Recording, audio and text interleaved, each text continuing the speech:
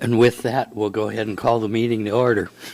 This is Kodiak Island Borough Assembly regular meeting of Thursday, December 19th, 2024 at 6:30 p.m. We are in the Assembly chambers. First thing will be the invocation by Cadet Joe Duran of the Salvation Army, followed by the Pledge of Allegiance. Please stand.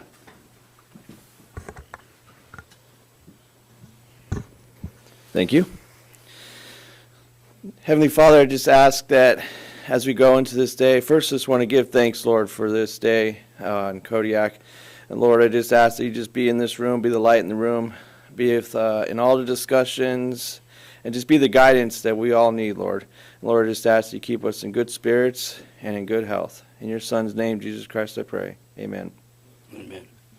I pledge allegiance to the flag of the United States of America and to the republic for which it stands, one nation, under God, indivisible, with liberty and justice for all. We are gathered on the traditional homeland of the Supiaq-Alutiiq people, and we acknowledge the 10 tribes of the Kodiak-Alutiiq region. We recognize the Alutiiq culture that enriches our community to this day. Roll call, please. Mr. Ames? Here. Mr. Griffin? Here. Mr. Johnson? Here. Mr. Ledoux? Mr. Sherritt? Here. Mr. Smiley? Here. Mr. Whiteside? Here. Mayor Arndt? Here. You have a quorum. Is there a motion? Ryan? Move to excuse Assemblymember Ledoux based on medical reasons. Is there a second? Second. It's been moved and seconded. Roll call vote on the motion, please. Mr. Ames? Yes. Mr. Griffin? No. Mr. Johnson? Yes. Mr. Sherritt? Yes. Mr. Smiley? Yes. Mr. Whiteside? Yes. Would anyone like to change their vote? Motion passes 5-1. Okay.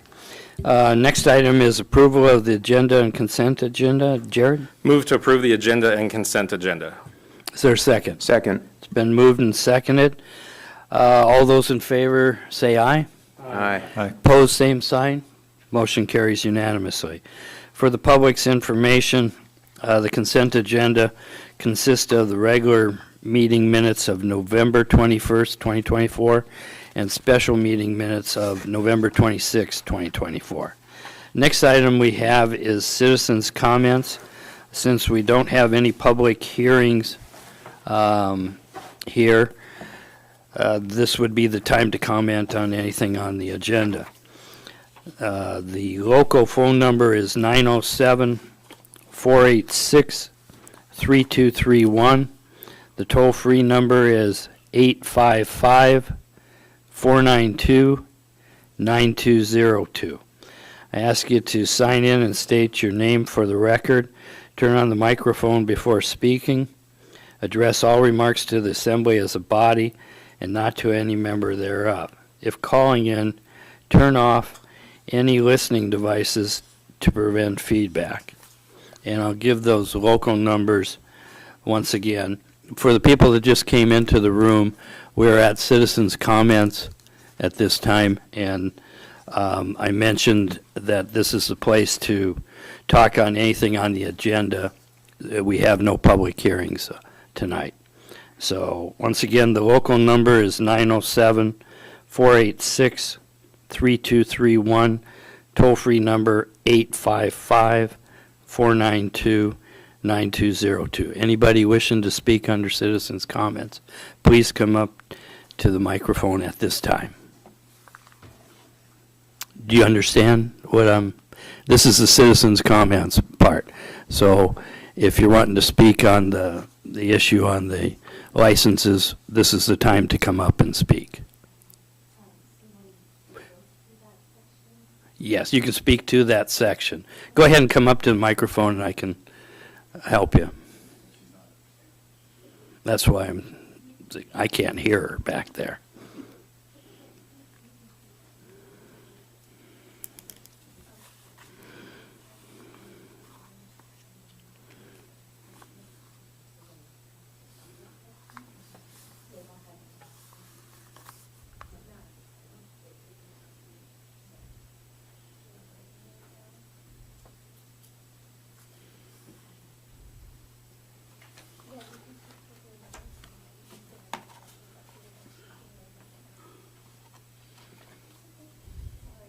No problem. I have a cold. I don't want to give it to anybody. It's okay? So just state your name for the Yeah. record. Hi, my name is Stephanie. We're on the agenda. Okay.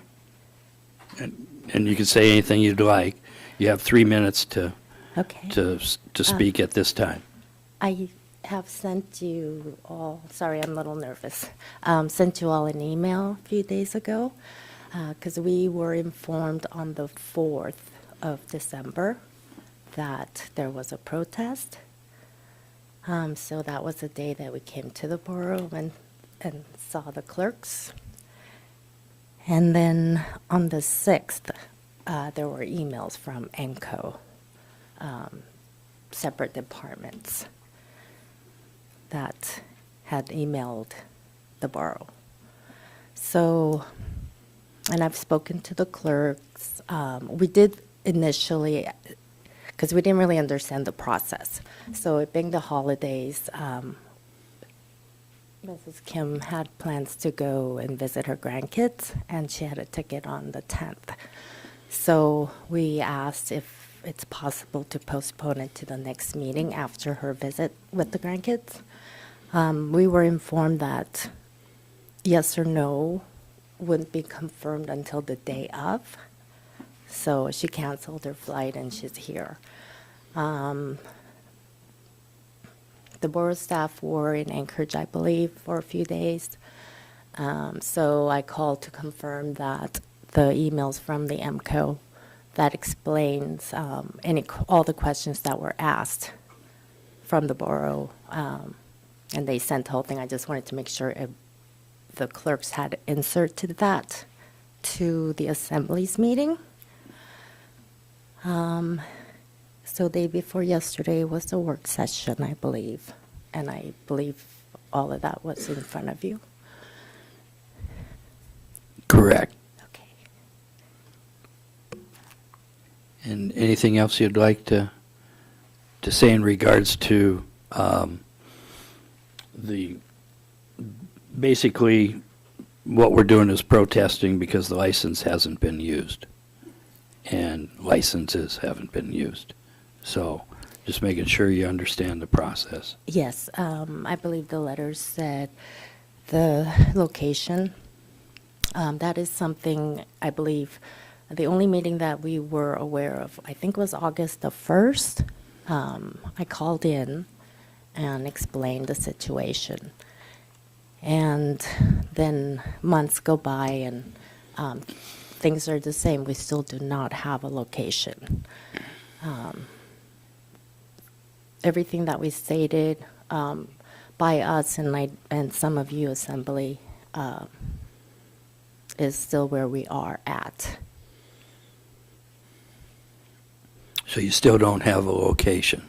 Right now, no, we do not. But we are, like I stated on the 1st, we did look, we did contact a few of, we looked at a few places.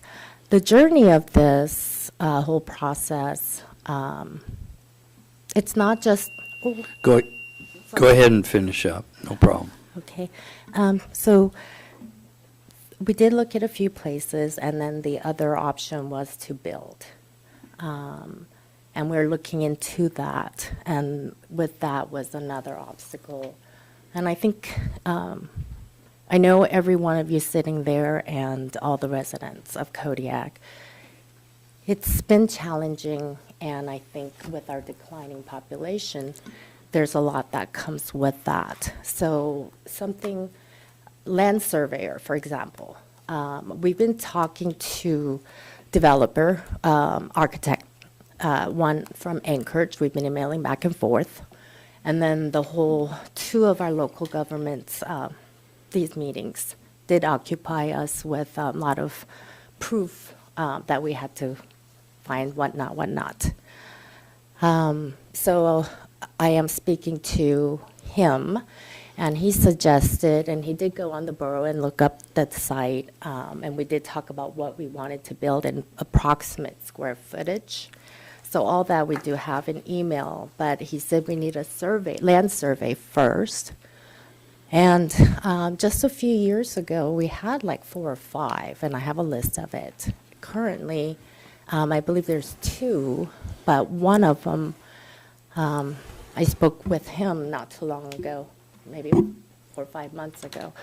But because it was lack of a job here, he had to take work out of town, so he wasn't even available here to do what was requested. So the next step was someone locally who knows, because this is kind of new to us, said, well, we can bring somebody from the mainland. So we emailed him, found out that he is working with, or they work for the same company or contractors or something. So he was aware of the gentleman who does that, one person that's left doing the survey. And we're supposed to have that, I think, January, February. He said he'll get caught up and try to get the survey. Okay. Well, thank you for the information, and it would be up to the Assembly if they wish to request any additional information from you when the Okay. issue comes up. So thank you, Stephanie, Okay. for coming forward at this time. Okay, I'm done. Thank you. Do we have any calls? No calls. Anyone else wishing to speak under citizens' comments, please come up at this time. Thank you.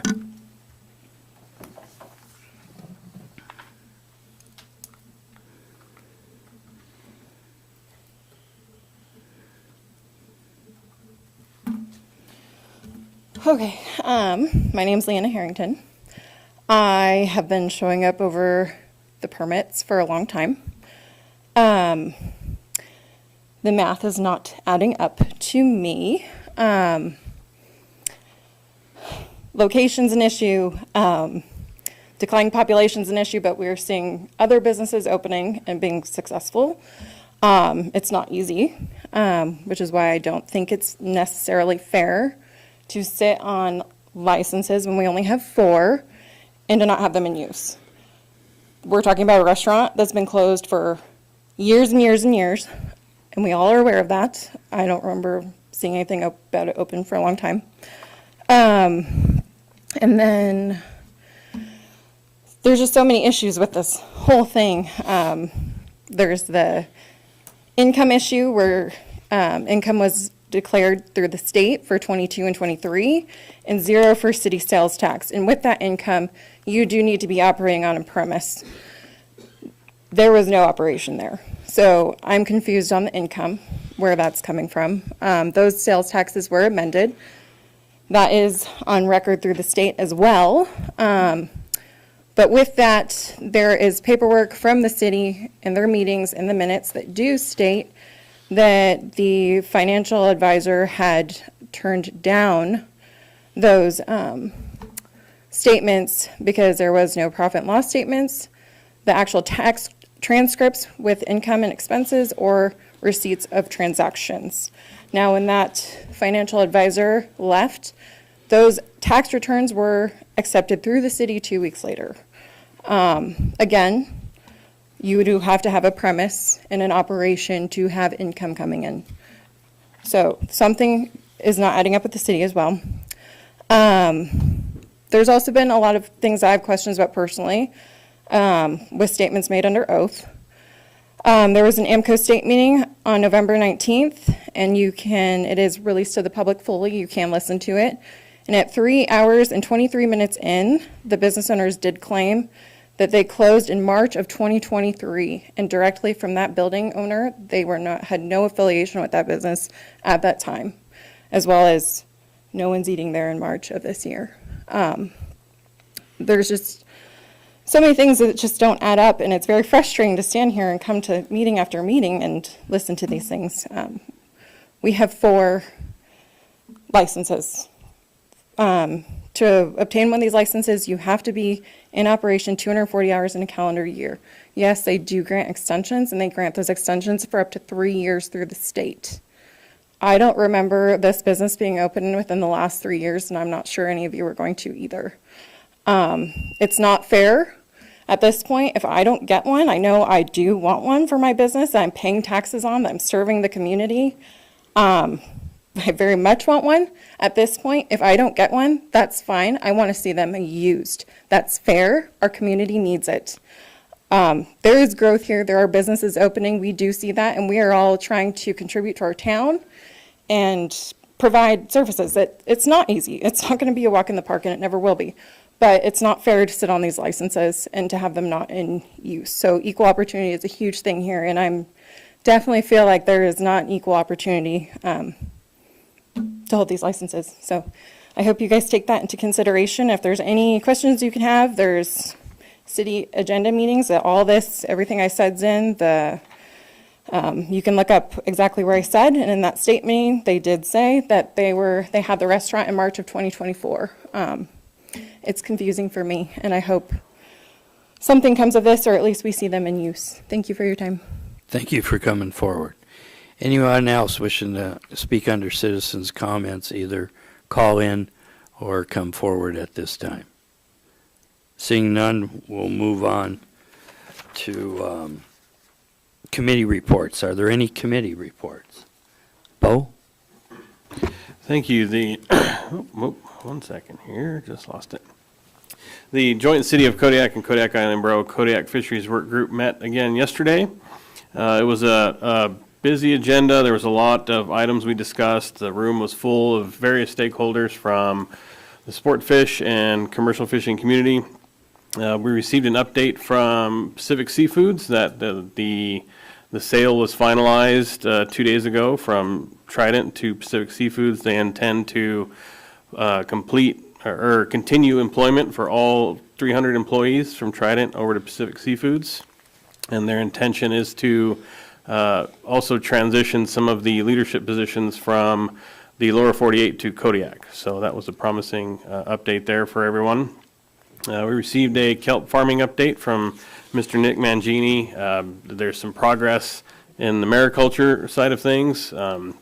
There's that grant that the Kodiak KEDC is looking at potential facility updates or building a mariculture processing facility in Gibson Cove, which led to more discussion about a potential cold storage facility that could be built there to be owned potentially by a municipality, but ran the equipment owned and operated by individual processing entities. So a lot of information there. Senator Stevens stopped by and gave us an update from the Fisheries Task Force. We discussed some of the potential limitations in funding that are coming, the same updates or similar updates that we received from our borough lobbyist. He had the same concerns coming his way. So there's likely, if oil revenue doesn't increase, there's likely going to be some shortfalls in funding across the board, and that will affect fisheries, whether directly or indirectly in some way, if that happens. Discover Kodiak stopped by, and they provided us some information on the local charter and sport fish fleet. There were some concerns brought forth by the public about charter businesses and transporters from outside of Kodiak coming in and operating as charters here, so that was discussed. I won't go too far into details of numbers or speculation there, but that was a topic of discussion. We received a brief update from Highmark Marine Fabrication on the Fisheries Expo. The input there was, or the general feeling of the expo was cautious optimism, that folks seem to be feeling better about how things are looking in fisheries. But again, this all kind of circled back to, there's some things happening at the legislative level and the federal level that folks are concerned about with, in particular, the Farm Bill, geopolitical, pressures from pricing from outside markets are still a concern for our local stakeholders. And then we solicited input from the public, and we're hoping more folks keep coming out. We had a really good turnout yesterday. We were almost at standing room only numbers, so we encourage folks to keep coming out. Please keep talking to us. We're all one big fishing community, whether it's subsistence, sport, or commercial, and we all have the same goal in mind, which is sustainable, healthy fisheries, which benefits the community. So it was a very productive meeting, and I'm encouraged by the increased participation. Thank you, Bo. Any other assembly Jared. member? Jared? Yes, Swampsea, we just had our board meeting and a board retreat a few weeks before that. Just want to add really quickly to Bo that the work group is becoming so popular. We even had a little kid attend, and it was great. Back to Swampsea, a couple of things we're getting working on over the next several months is preparing for our SEDS. So our new executive director is going to walk us through some SWOT analyses, and work through some communities over the next few conferences that are around to put together another quality SEDS document. We're also planning the 2025 Economic Summit in March, and so we've just started planning on that. Most of our discussion was taken up with a conversation with Alaska DOT about these regional planning organizations that the state has recently set up, and Swampsea is very, very interested in either establishing an RPO for the Southwest Alaska region, or being a supporting organization and helping maybe smaller regional areas develop their own RPO. I think RPO is something that we should put on a work session agenda, sometime next year after our summit. But these are they're brand new. We're starting to see some of the things that they can do. Copper River has an RPO, and while they're focusing mostly on highways, we've seen this in the fisheries work group, and in Swampsea, there are growing issues with maritime transportation, especially in terms of freight, and shipping, and so an RPO would help us coordinate with the rest of our region down here and with the state. Jared, would you explain the RPO for the public? Oh, for sure. Okay, so I even like summarized my notes. Okay, all right, here we go. Jared's prepared. So an RPO stands for Regional Planning Organization. These are programs, or a program of sorts, set up by the Alaska Department of Transportation to help us develop a regional transportation plan. Keeping in mind that Alaska regions are huge, but to help access infrastructure dollars in a way that gets us thinking about how our different transportational systems across the different regions of Alaska can actually work together and develop some efficiencies and help hedge against a lot of these issues that we find. Shipping is going to increase the cost of groceries every year, and so we need to find a way to build a transportation system that works well and efficiently for, especially for us on the coast. And so it's a small group. It's usually about 12 members. The organization is. It's mostly made up of municipal members and then several industry members also. So it's that kind of cross-disciplinary group. But like I said, they're new, but we think that Southwest Alaska and the transportation issues that we find, this is something that we're really going to have to look at, and I would advocate that the borough be a part of Swampsea's efforts here, or think about doing our own RPO. And that took up most of our meeting, and yep, I think that's it. Okay, thank you. Anyone else with committee reports or that? Seeing none, we'll move on to, we have no public hearings, so we'll move on to Borough Manager's report. Dave? So on behalf of Amy, I'll go through this as quickly as I can. It's been about a month or so this is a little lengthy. If you've heard too much, just throw something at me and I'll stop. Number one is the governor's budget and the FY26 important dates. December 15, 2024, governor's proposed budget released. Early cursory review by our state lobbyists revealed that the school bond debt is proposed at 100%. January 1st, 2025, first day of the session. February 4th, 2025, 15th day of the session, supplemental bill introduced. February 19th 30th day of the session, governor's amended budget introduced April 20th, 90th day statutory end of the session, May 21st, 21st day of session, constitutional end of the session if extended. South Coast DOT, Department of Transportation, was in town this week, and Mayor Arndt and I met with them to discuss several projects. I've got notes on that we can type up if anybody wants some further information on progress or lack thereof of projects planned for the DOT roads here in Kodiak. We are opening the touch tank.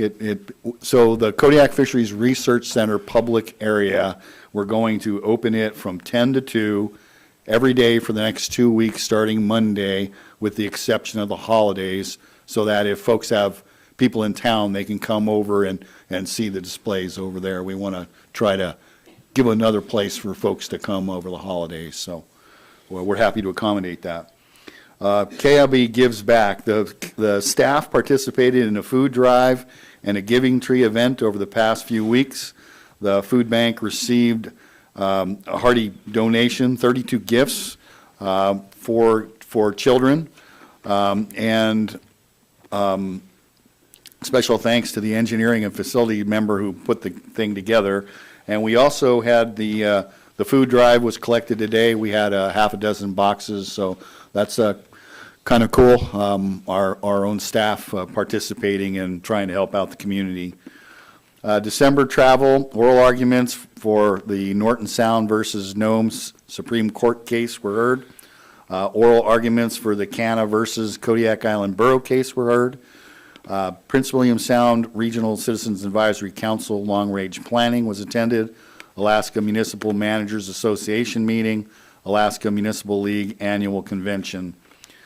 Thank you for the chance to represent the KIB at these events. These opportunities offer education and better understanding of how to advocate for our community on both the state and federal levels. Current recruitments are for an associate planner and appraiser tech. From the Finance Department, the FY 2024 audit is complete and should be receiving final audit documents by Friday, December 20th. Once received, they will be posted on the website. That is a public document.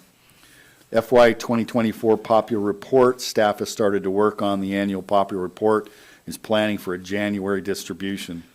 2024 foreclosure process. Staff is beginning the foreclosure process for properties that have unpaid delinquent tax balance. The first step of this process is the publication of a delinquent tax list in the local newspaper, which is planned for February. In order to avoid the first step in the process and being published on this list, tax payments must be received in our office by January 31st, 2025. Property tax assessment and taxation implementation project. Regularly scheduled meetings staff has with the Tyler implementation team have been canceled for December due to staffing shortages during the holidays. Tyler staff is continuing to work on the assessing portion of mapping and test environment at the project and is currently 21% complete. Assessing staff is continuing to work on data cleanup and verification. The go-live date is expected to be June 25th, 2025. For the Community Development Department, Planning and Zoning Commission, there were meetings held on December 11th. Planning and Zoning Commission worked on Ordinance FY 2025-NN pet-related uses. This has not been seen by the lawyer or the borough clerk, as it is just a discussion item. There is no regular meeting scheduled for the month of December, as no cases were submitted. Code change, Title 17, Assisted Housing. The Commission gave direction through state regulation and City of Kodiak building regulations to prepare for the ordinance. Staff will be drafting for the next regular meeting the Planning and Zoning Commission holds. Code update to Title 17, short-term rentals, as well as the above two subjects. This one was only under items for discussion. The subject will not go for public hearing next month, as they want to work through both municipal regulations prior to drafting an ordinance. Staff will draft definitions for short-term rental related uses. Planning and Zoning Commission is set to review the drafted definitions at next month's work session. Commission openings, currently there are 3 open seats on the commission. After tonight's meeting, there may be only 2 seats, both which include a 1-year seat representing the city of Kodiak and one full-term 3-year seat. From Parks and Rec, the next meeting date is January 14th, 2025, where the committee will discuss the finalized results of the Parks and Recreation Survey, which is due to close just after the new year. On the hydrology and hydraulic study update, while the staff from River Focus was already been to the island and collected data, the water levels on the waterways were higher than was advantageous for data collection. James Dixon has been taught how to collect more data using telescoping leveling rods and will be sending data he collects for River Focus to include in their study findings. I will tell you, he's not going in those rivers anytime soon if I have anything to say about it. Staff has ensured that the quarterly reports for the grant area are being kept to date. Assessing field work. Assessing staff has finished in-person field inspections in Menashka, Bells Flats, Chiniak, and Pasagshak. During the last 3 weeks, staff made sure all properties were visited and ran a building permit list to begin work on field inspections for those properties. As of December 18th, 2024, all field inspections for building permits have been completed. Senior citizen disabled veteran exemptions. In the final wrap-up of the senior citizen and disabled veteran exemptions, there is 1 applicant with an undetermined status currently. There's 1 applicant reported to assessing that they posted their PFD denial, their PFD denial. If they're found eligible, then they may be eligible for their exemption. The PFD office has alerted assessing that they will be closed to staff from December 27th through January 1st to update the 2025 application period. Both property owners have until December 26th to have their status updated. Any properties that are not considered eligible by the PFD date, that by that date will receive a denial letter for 2024 from assessing. Village travel for senior citizen and disabled veteran exemptions to the villages were Carlick, Akiak, and Larson Bay on November 20th, Old Harbor November 21st, Uzinki November 22nd, Port Lions November 25th. This was an effective way to reach residents who are eligible for exemptions. Both staff and CANA got feedback on how much our seniors and veterans appreciated the visits to each of these locations. Assessing and CANA hope to be able to have a presentation ready for the assembly soon. Values. Assessing has not seen a leveling or decrease in values for properties. Sales continue to increase compared to assessed values. Position opportunities. Assessing has an opening for an appraiser tech, which we received an application for this position. It's being considered. Tyler conversion again. Assessing continues to run queries for cleanup and is preparing for file transfer. Apex Sketch software is being downloaded onto computers by IT.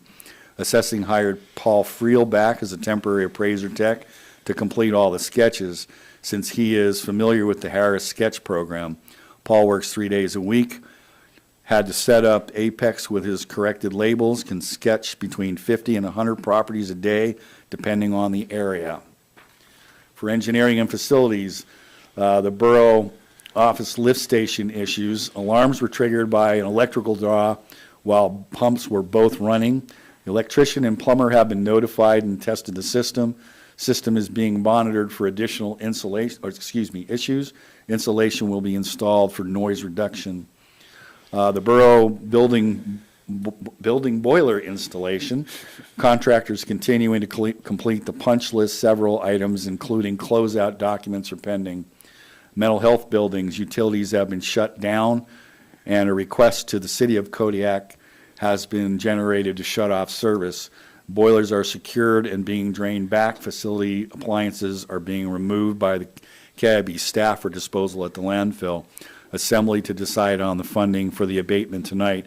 And I want to personally thank the The folks that work for the city, they were out there in this really bad day looking for valves half of the day to shut the water off over at that facility, those two facilities. At KFRC, staff is awaiting GSA revised contract amount for required water testing. No return contact has been received. The due date for sampling and receipt of the data will be extended to reflect the delay. Staff continues to wait for a request for additional electrical circuits, have been priced for GSA consideration to accommodate additional chillers for NOAA, project to be funded on the next fiscal year budget. Seawater pumps or drains have developed an issue maintaining adequate flow with the use of a single pump. And this is a seawater intake pump. NOAA has notified the KIB staff that seawater was not adequate earlier this week, which resulted in a loss of one of the experiments. KIB staff is working with the two tenants that utilize seawater to determine the cause of the reduction of gravity flow. GSA has notified the KIB that they will not participate monetarily with the replacement of the ozone decontamination system.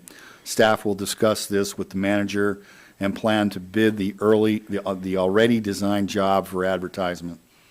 The KFRC elevator contract, there's a motion on the floor to cancel the contract that the Assembly gave the manager permission to sign. However, the contract was not actually signed, and due to cancellation letters being sent to both responsible bidders on October 15th, 2024, there is no longer a viable path to follow. A new version of the proposal using a new template format has been prepared and is ready for advertisement. We will wait to see what the disposition of the action item is tonight. At the landfill, the Baylor building concrete floor has been poured and cut and curing compound applied. Contractor will return for additional finish work resulting from the saw cuts. Epoxy filler is being proposed to the engineer for review and approval. 7-day break is 3110 for the 5,000-pound fly ash mix.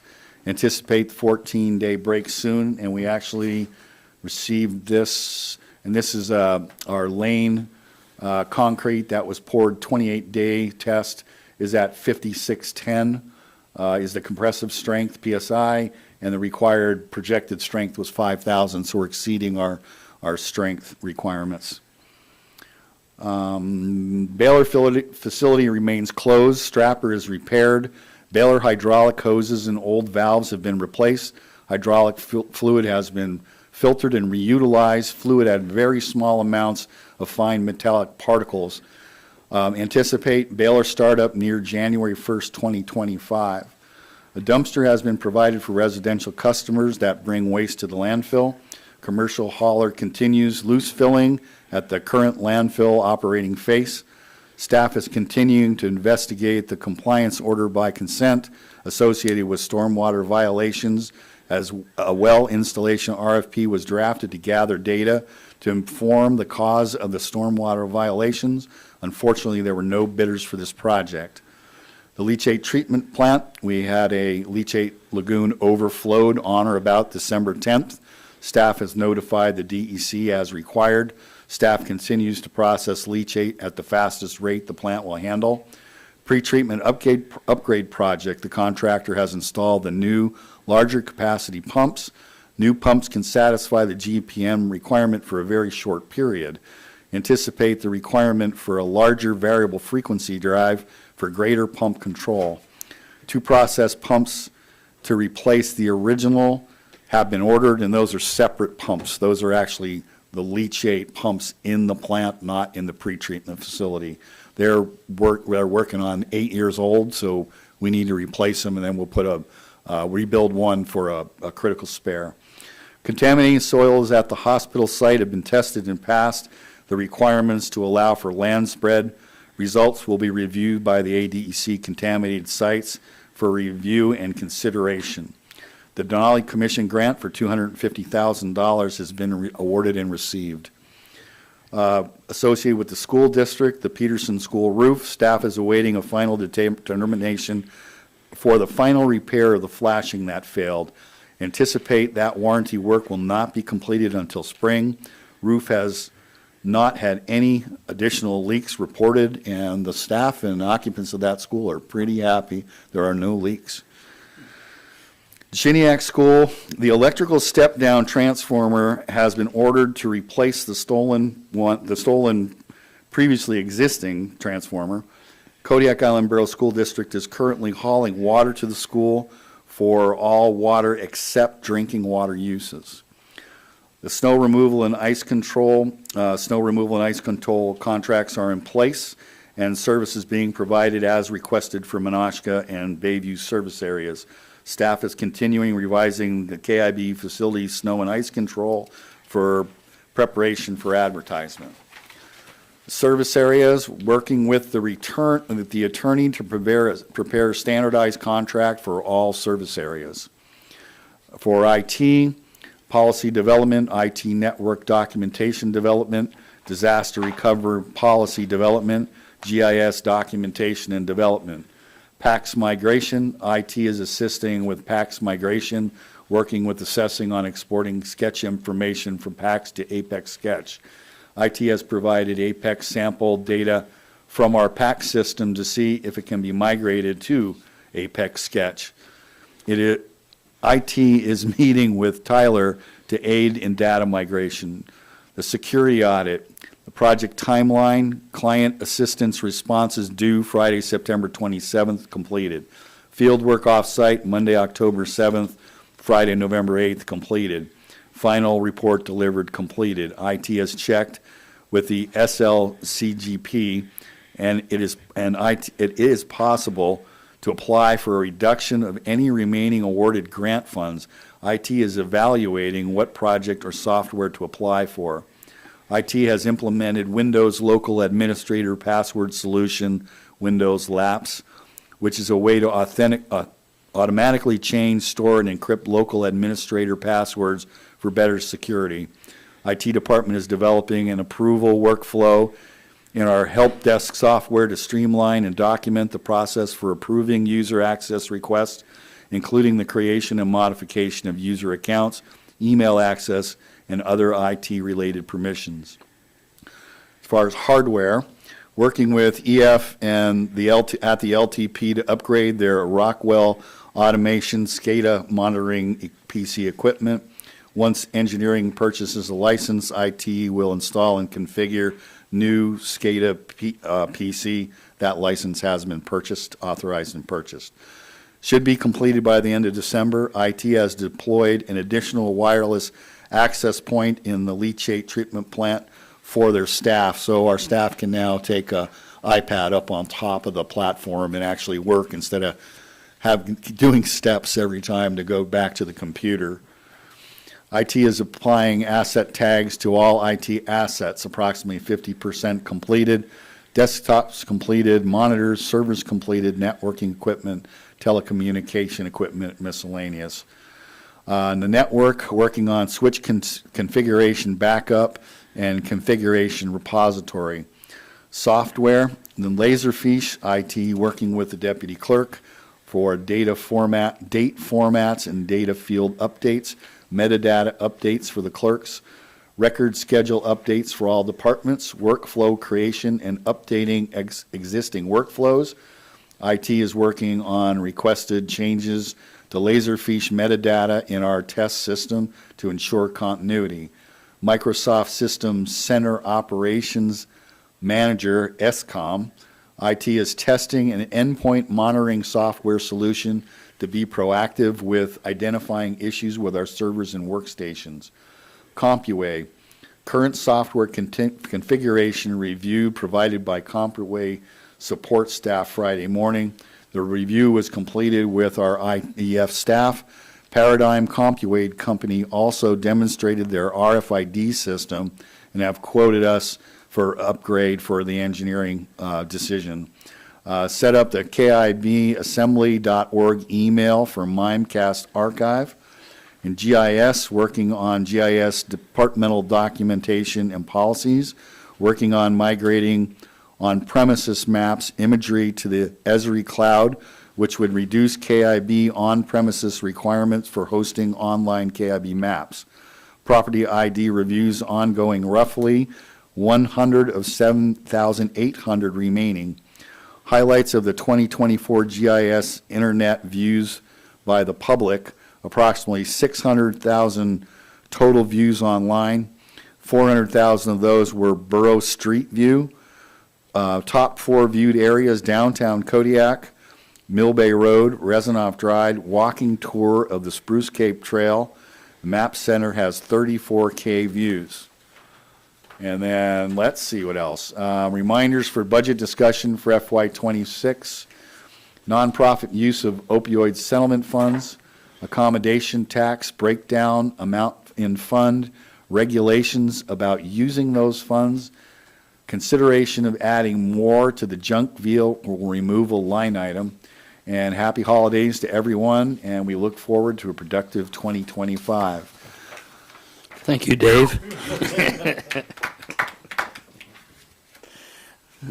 Next item is messages from the Borough Mayor.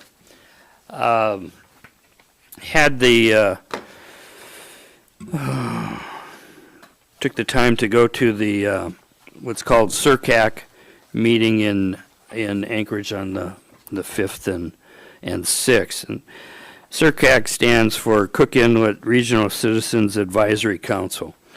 Basically, they're representing citizens and promoting environmentally safe marine transportation and oil facility operations in Cook Inlet since 1990, which includes the Kodiak area.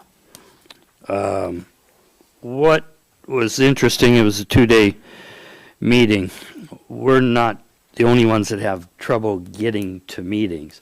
I was both the chair and vice chair were not able to make the first day's meeting, and I was asked to chair that day, and then they took over on the second day. So, and they were coming from Kenai. So it was one of the things that happened was there was a special election held, and Brent Johnson represents a commercial fishing group on the board to fill that seat. And he brings more than 50 years of knowledge and experience in the local fishing community. And he also served on the Kenai Peninsula Assembly since 2014 and currently serves as Assembly President. It was a pleasure to welcome him to the council.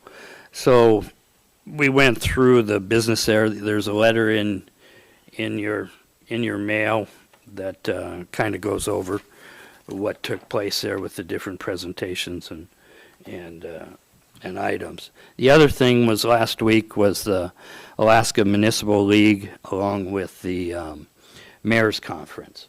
And the Mayor's was on Monday and Tuesday and Wednesday AML started. It was good meetings. There was also election of basically about half of the seats on the board. As you're aware, the NACO seat that I held was up. It's a 2-year seat, and there was another person running for it. Submitted his name at the last minute. That was Peter Machicki, the mayor of Kenai. With the election, I received 2/3 of the vote. He received 1/3, so I have the seat for another 2 years. What was it's unfortunate that there wasn't people from the assembly there because there's concurrent work sessions going on and there's just too many choices. So you try and make them as best you can.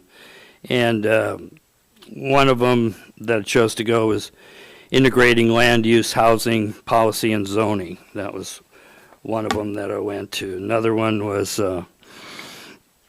let's see, I left that one and went to finding hidden resources, funding, and partnerships for housing. And then we had, left that one, went to drafting short-term rental regulations, because I figure we'll have some of that. Assessments and property tax, what you need to know. It was put on by the head assessor for the municipality of Anchorage, and also an appraisal firm. Let's see. Then we had. We didn't go to that one. Went to drive local economic mobility, and then there was community resilience, and then there was the regional meetings, which Lucian's, Kodiak, and Prince William Sound attended that there. There was another one that was on the kind of in regards to regulations on Airbnbs kind of thing, and Wasilla, part of it had the disasters that Wasilla went through. so hopefully as we go through it, I can help with some of that too. So, because I think those are some of the things that we'll be having. On Tuesday of this week, as Dave said, he and I met with people from, there was 3 of them, Chris Goying, South Coast head man, Michael, I forgot his last name, Schuler, who's right away. He knows more about the Kodiak right away than anybody else I've ever met. And he's aware of every encroachment into the right of way that shouldn't be there. So, and then Vicki Roberts, deputy under Chris. Good meeting. They let us know that they were working on the lighting.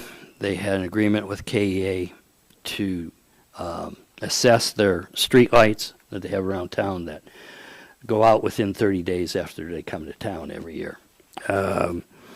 Then I found out from KEA this morning that they started replacing some, so they have another bill for the state that the state was made aware of. They replaced 8 lights so far. Part of the problem was as their guy went up, opened them up, the guts fell out. So they installed some. Management didn't know about the installation until this morning, so they'll be working that out. He brought to our attention the parking problems out at the airport, and that they're trying to look at that and come up. We were made aware of a device, as depending upon what happens, it's called a clamshell, and it's a suction device that goes on the windshield, so you can't see. And it costs, the state hasn't used these in different places, but they cost $1,500, and if they're damaged, the person's responsible for that cost. Without the device to get them off, they're almost impossible without destroying them to get them off. So what they're saying is they're going to look at trying to use a fenced area out at the airport to impound, because they have to be held 30 days and there isn't a commercial place to impound vehicles on there. And they're looking at trying to then go through after the first of the year. They're working on some other things, but after the first of the year they'll start working on trying to come up with a proposal to go out for a request for proposals for an operator of the parking there. I said, your parking area is extremely poor. The asphalt is shot. Are you going to do anything with that? The answer is no. They don't have the maintenance money. So we'll see what happens on that. The resurfacing on the airport apron will be spring and summer. Phase 2, which is C&D taxiway, will hopefully go out to bid April of 25, and then probably the following year be phase 3 on there. Mile, they're working on the plans for what we call 0 to 5, from kind of the, I want to say the street light downtown out to the airport, resurfacing on there. And there's some encroachments in there that they're going to be working on. Another one that you'll remember was the sidewalk, accessibility kind of from the Y, which is to go all the way out to East Elementary. That is now going to be split up into 2 projects. There'll be Phase 1, which will ideally be constructed in 27, and then the second phase in 28 or 29 on there. Brought to their attention, asking about, we have some other road issues, road problems that will be coming up that don't appear to be on their list. The first one is Mission Road from the city limits to Benny Benson. That does not appear on anything at this time. They said they checked it that morning and they understand a little better now. It's unraveling. I also said Menasha Bay Road from the turnoff at Abercrombie out to basically the Pillar Creek hatchery that is disintegrating on there. That's not on the list. And I also pointed out that Island Lake Road is starting to have some of the same problems because it was placed at the same time as the Menasha Bay one. So their problem is they don't have any maintenance money to do this stuff, and that's a serious problem with the Mission Road resurfacing. So unfortunately, and they're also coming to realize that parts of the Chiniak Highway are going to be turned back to gravel before they get resurfaced.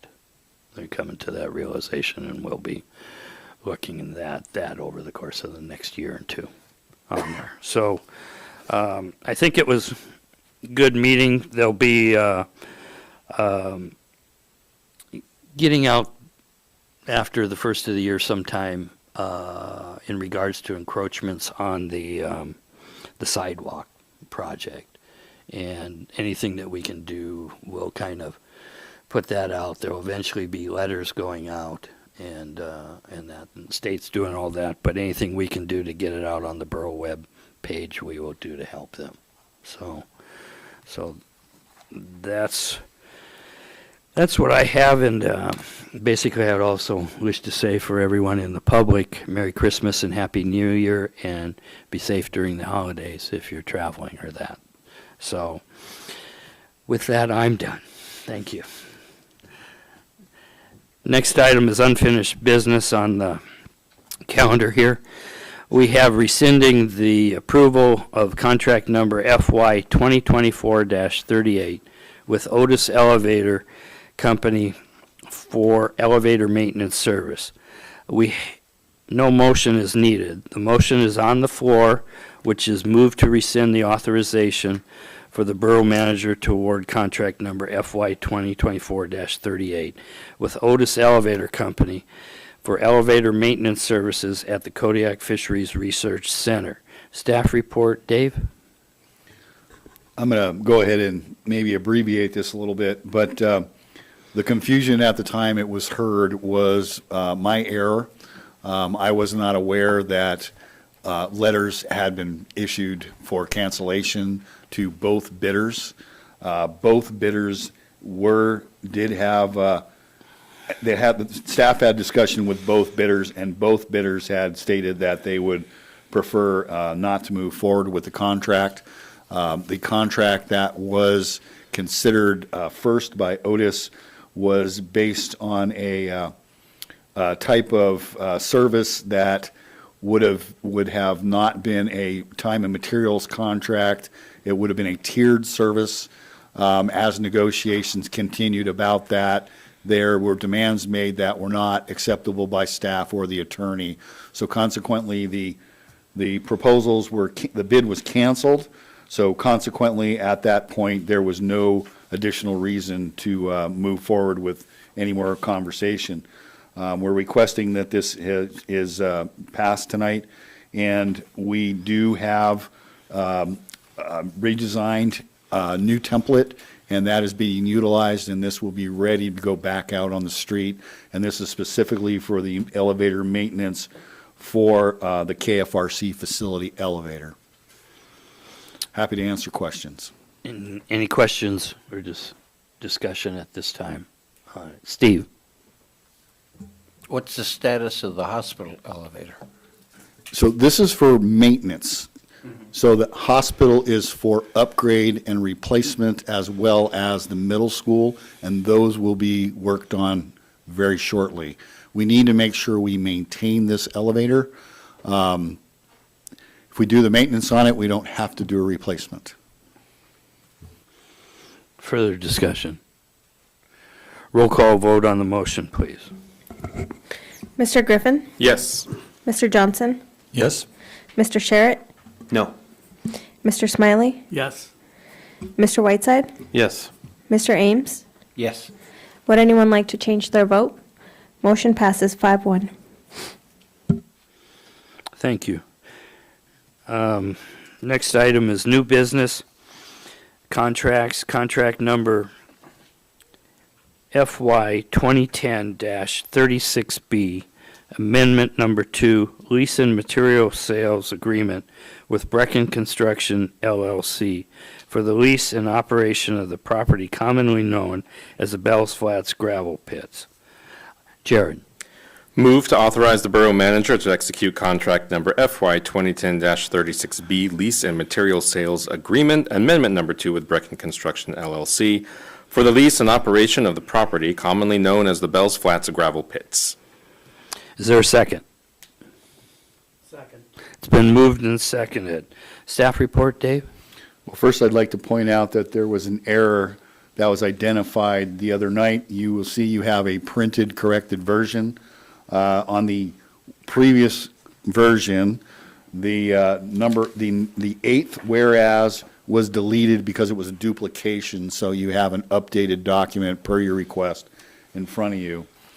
For information, 7/1/2010, the original lease between the KIB and Brecken Enterprises for 9.5 years through 12/31/2019. In 6/6/2012, assignment of the lease from Brecken Enterprises to Brecken Construction LLC with all other terms remaining unchanged. 6/21/19, amendment to lease, renewing the agreement for 5 additional years through 12/31/24. The first of 2 extensions provided for in the original lease. All other terms of the original agreement to remain in effect. 12/17/24, amendment to lease renewing the agreement for additional 5 years through 12/31/29. The second of 2 extensions provided for in the original lease. Some language changes, such as leaving assessed value undefined in section 3 so that the KIB can update the value and not have to amend the lease. Extensions of the reclamation plan addressed in section 5. The DNR approved the reclamation plan covered the operating period 2010 through 2020, and although we are beyond the 2020 plan, remains in effect with the state per Yashas Bitnoff.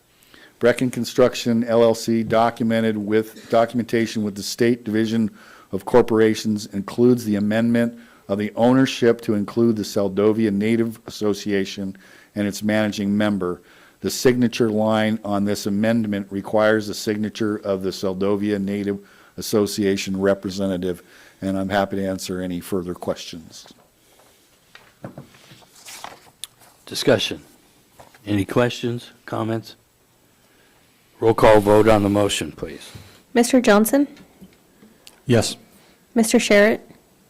Yes. Mr. Smiley? Yes. Mr. Whiteside? Yes. Mr. Ames? Yes. Mr. Griffin? Yes. Would anyone like to change their vote? Motion passes 6-0. Thank you. Next is contract number FY 2025-35, mental health buildings demolition and abatement with Far North Services LLC in the amount of $1,390,000. Jared. Move to authorize the Borough Manager to award contract number FY 2025-35 for the mental health buildings demolition and abatement with Far North Services LLC in the amount of $1,390,000. Second. It's been moved and seconded. Staff report, Dave? Assemblymember Sherritt requested discussion of this item, on July 25th, 2024, during the Assembly work session on October 31st, 2024. I made a presentation about the current status of the mental health buildings. The previous renters vacated the premises on June 2022. In the spring of 2024, 3 of the apartments were impacted by steam and hot water damages resulting from a frozen broken domestic heat pipe failure. Knowing the existing buildings contain possible asbestos-containing materials, the Borough hired NWFF to conduct testing of the impacted spaces. Engineering staff discussed the damages and possible solutions with Jensen Yorba Wall, the Borough's architectural and engineering firm. A large portion of the presentation provided at that work session was regarding the estimated cost for 2 phases of a project to recuperate the buildings to a usable status, a demolition and abatement phase, and a reconstruction phase. This proposed contract is for Phase 1, demolition and abatement of the buildings. Staff issued an invitation to bid for this project November 27th, 2024, advertised the designated 3 weeks per CABE code 3.30.040. Staff performed a pre-bid conference and walkthrough of the facilities with interested bidders on December 10th, 2024. The bid submissions were due December 13th, 2024. Staff received 5 submissions. Following the review of the bid packages, all submissions were determined to be responsible bidders with complete bid packages. Far North Services LLC was determined to be the lowest cost responsible bidder. I'm happy to answer questions associated with this. Okay. Ryan? Thank you, Mr. Mayor. I apologize, I wasn't at the work session.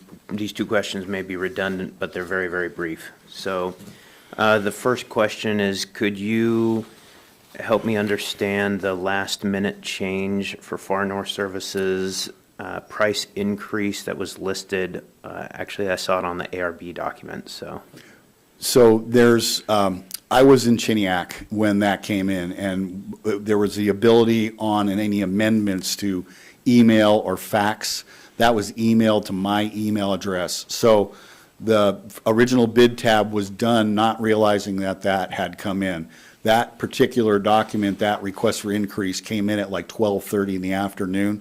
So consequently, it qualified and was accepted. So the bid tab was updated as soon as that was requested. And to answer the mayor's question of the other night, you found 3 versions of the bid tab. You found a handwritten, you found a preliminary, and then you found a final version. And that final version reflected all of the amendments that were provided legally and in the time frame allowable by the bid process. Perfect. And Go ahead, second continue. question, thank you for that. That satisfies my question on that. The second one is there's an $80,000 alt line item for the removal of a UST at the Red Cross building. Based on that dollar amount, I'm assuming that they're treating that as a regulated, that are also going to conduct the soil sampling in accordance with regulated closeout? I would go down that same trail. I would also say that I think that's a potential for having a little contingency on the total project by having that $80,000, because I do not believe that will cost that to remove that tank. So I would be comfortable with the base award. I would be comfortable with an $80,000 UST price if they are closing it or treating it as a regulated tank, conducting the 5 soil samples, doing the closeout paperwork, and ensuring that we don't have a future liability there. If they're not treating it as a regulated, I'm not comfortable with the amendment. And I cannot provide that answer to you at this point, and I will not. Roger? So it, Oh. Mr. Mayor, I'd like to make a motion. okay, Mr. Mayor, I'd like to make a motion. go for it. I'd like to amend the contract into two parts, is to approve the base bid into one motion and approve the alt item into a second voting motion so that we could allow additional time or clarification for the alt item. Second. It's been moved and seconded to basically split the award to the first motion dealing with the base bid only at 1 million, it'll be the 230, so $1,310,000 on there. And the second will then talk about as the alternate at the 80,000 if it meets certain requirements. So let's talk about the base bid of $1,310,000. Any further discussion on that, Ryan? I don't have any, I know. Approve the amendment. Pardon me? Are we discussing the amendment to Right. split? Right. I think we now vote on that amendment before we discuss. Oh, We okay. vote on the amendment before we discuss the, Okay, right. I can go for that. So, Discussion on the amendment. any discussion on splitting? Ryan? Thank you, Mr. Mayor. So my rationale for splitting this is that $80,000 is an excessive dollar amount to pull a non-regulated underground storage tank without the assurances that would be afforded through the regulated tank closing process.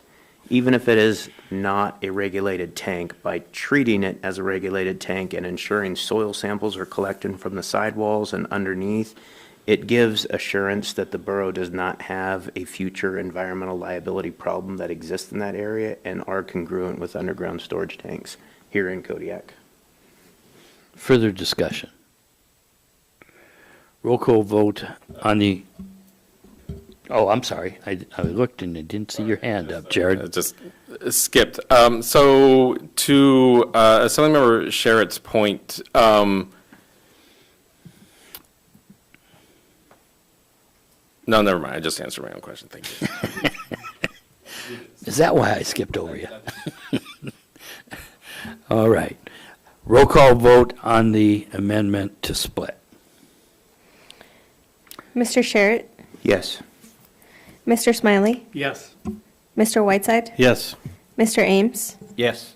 Mr. Griffin? Yes. Mr. Johnson? Yes. Would anyone like to change their vote? Motion passes 6-0. Thank you. Okay, now Mr. we have, Mayor, may I make a motion? would you like to, or do you want to discuss these Well, I think. separately? So I think the motion I was going to make would be to postpone indefinitely the $80,000 second. Well, that would be, the place to do that is when we move to the second one. Now that they're split, I was going to start with the base bid Okay, first. I didn't know we had an order set. Yeah, so now, discussion on the base bid award at $1,310,000. Ryan? Yeah, I think that the number is valid, especially in comparison to the others that were received. I think that, I think what they're going to provide is what we're asking them to do, and I support this and appreciate the facilities engineering staff getting this done. I believe it's less than the projected amount that we forecasted. 1.1 was the forecast. Roger. So pretty close. So I support this, separate it out now. Thank you. Okay. Any further discussion on the base bid? Dave? Just for everyone's information, the additional 230,000, I did call, I spoke with them that afternoon. They were comfortable with their proposal and shared with me that the 230,000 was a last-minute change because they received additional information from subcontractors. Any further Discussion or questions? Ryan? Now I'm curious, did they quantify what that additional subcontractor information was? No, they didn't. The only other conversation that I did have during that is they said they were also looking at where they were actually going to dispose of the material. They weren't sure that it was going to stay in Kodiak. Okay, thanks. Any further questions or discussion? Okay, roll call vote, and what you're voting on is awarding the base bid at $1,310,000 to Far North Services LLC. Roll call vote, please. Mr. Smiley? Yes. Mr. Whiteside? Yes. Mr. Ames? Yes. Mr. Griffin? Yes. Mr. Johnson? Yes. Mr. Sherritt? Yes. Would anyone like to change their vote? Motion passes 6-0. Okay, 6-0. Next is the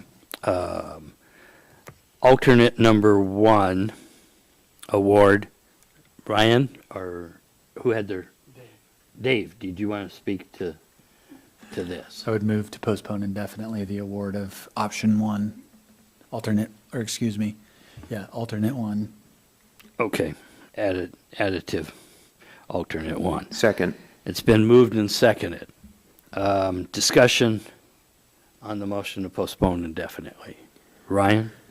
Yeah, as I stated before, $80,000 to remove a non-regulated underground storage tank is fairly excessive. I would love to see this individual aspect of this treated as a regulated storage, and moving forward, any underground storage tanks that KIB decommissions be treated that way, just to identify any future liabilities. So if we could rescope this, negotiate, however you want to do that, whatever you feel best in that manner, I would love to see it treated with the environmental stewardship that assures. Dave?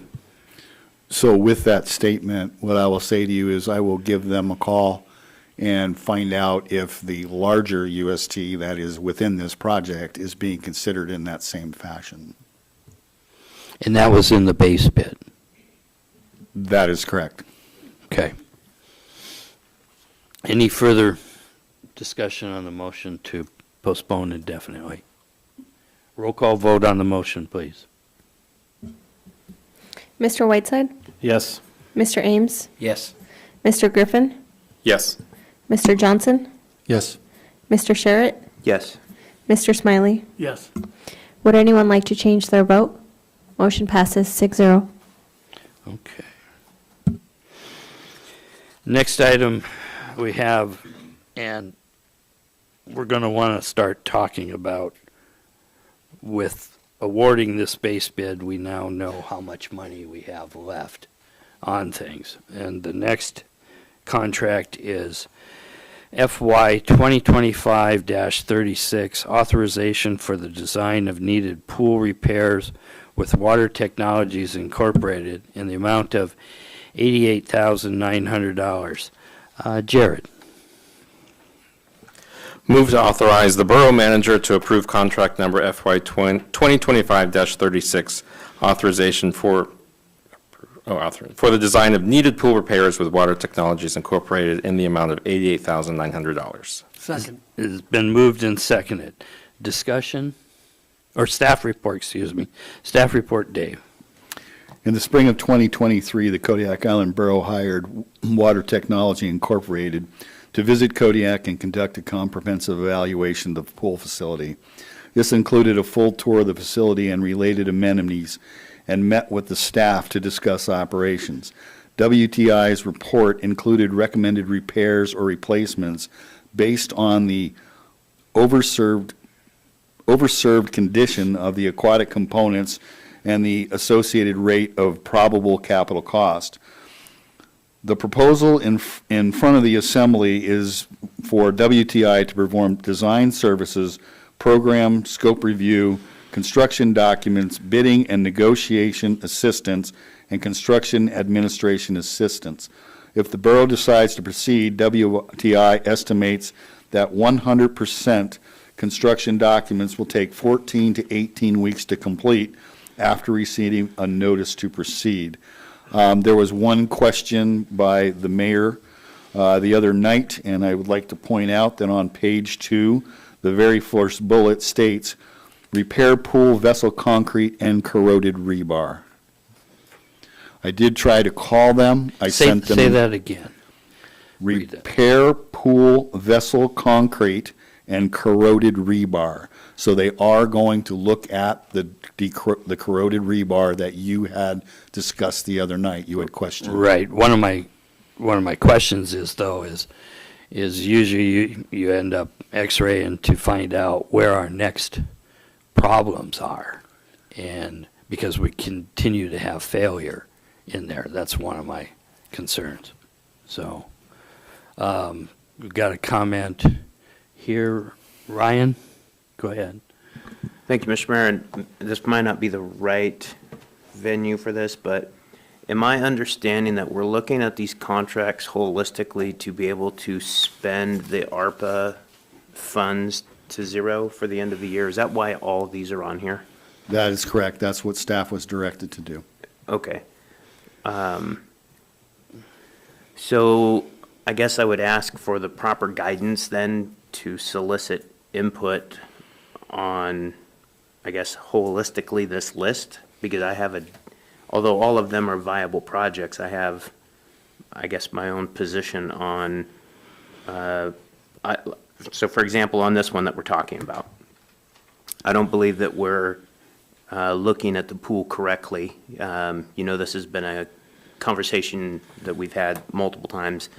And I also don't feel like we're in a position for this pool discussion while we still haven't solidified the fiduciary responsibilities of the other interest parties here in town. So I don't support this as it stands for funding with the ARPA funds, but I do support the overall pool rehabilitation.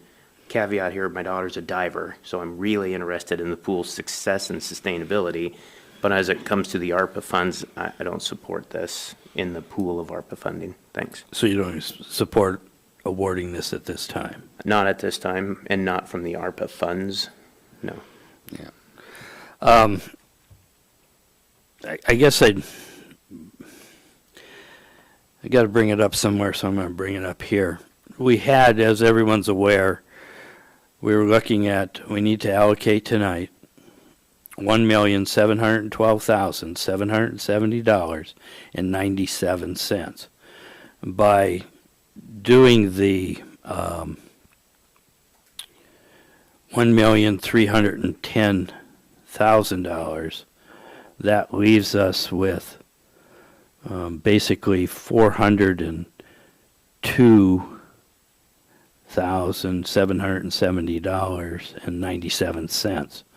So just trying to give everyone the number that. And one of those things that we have that, don't forget you have that project list, which includes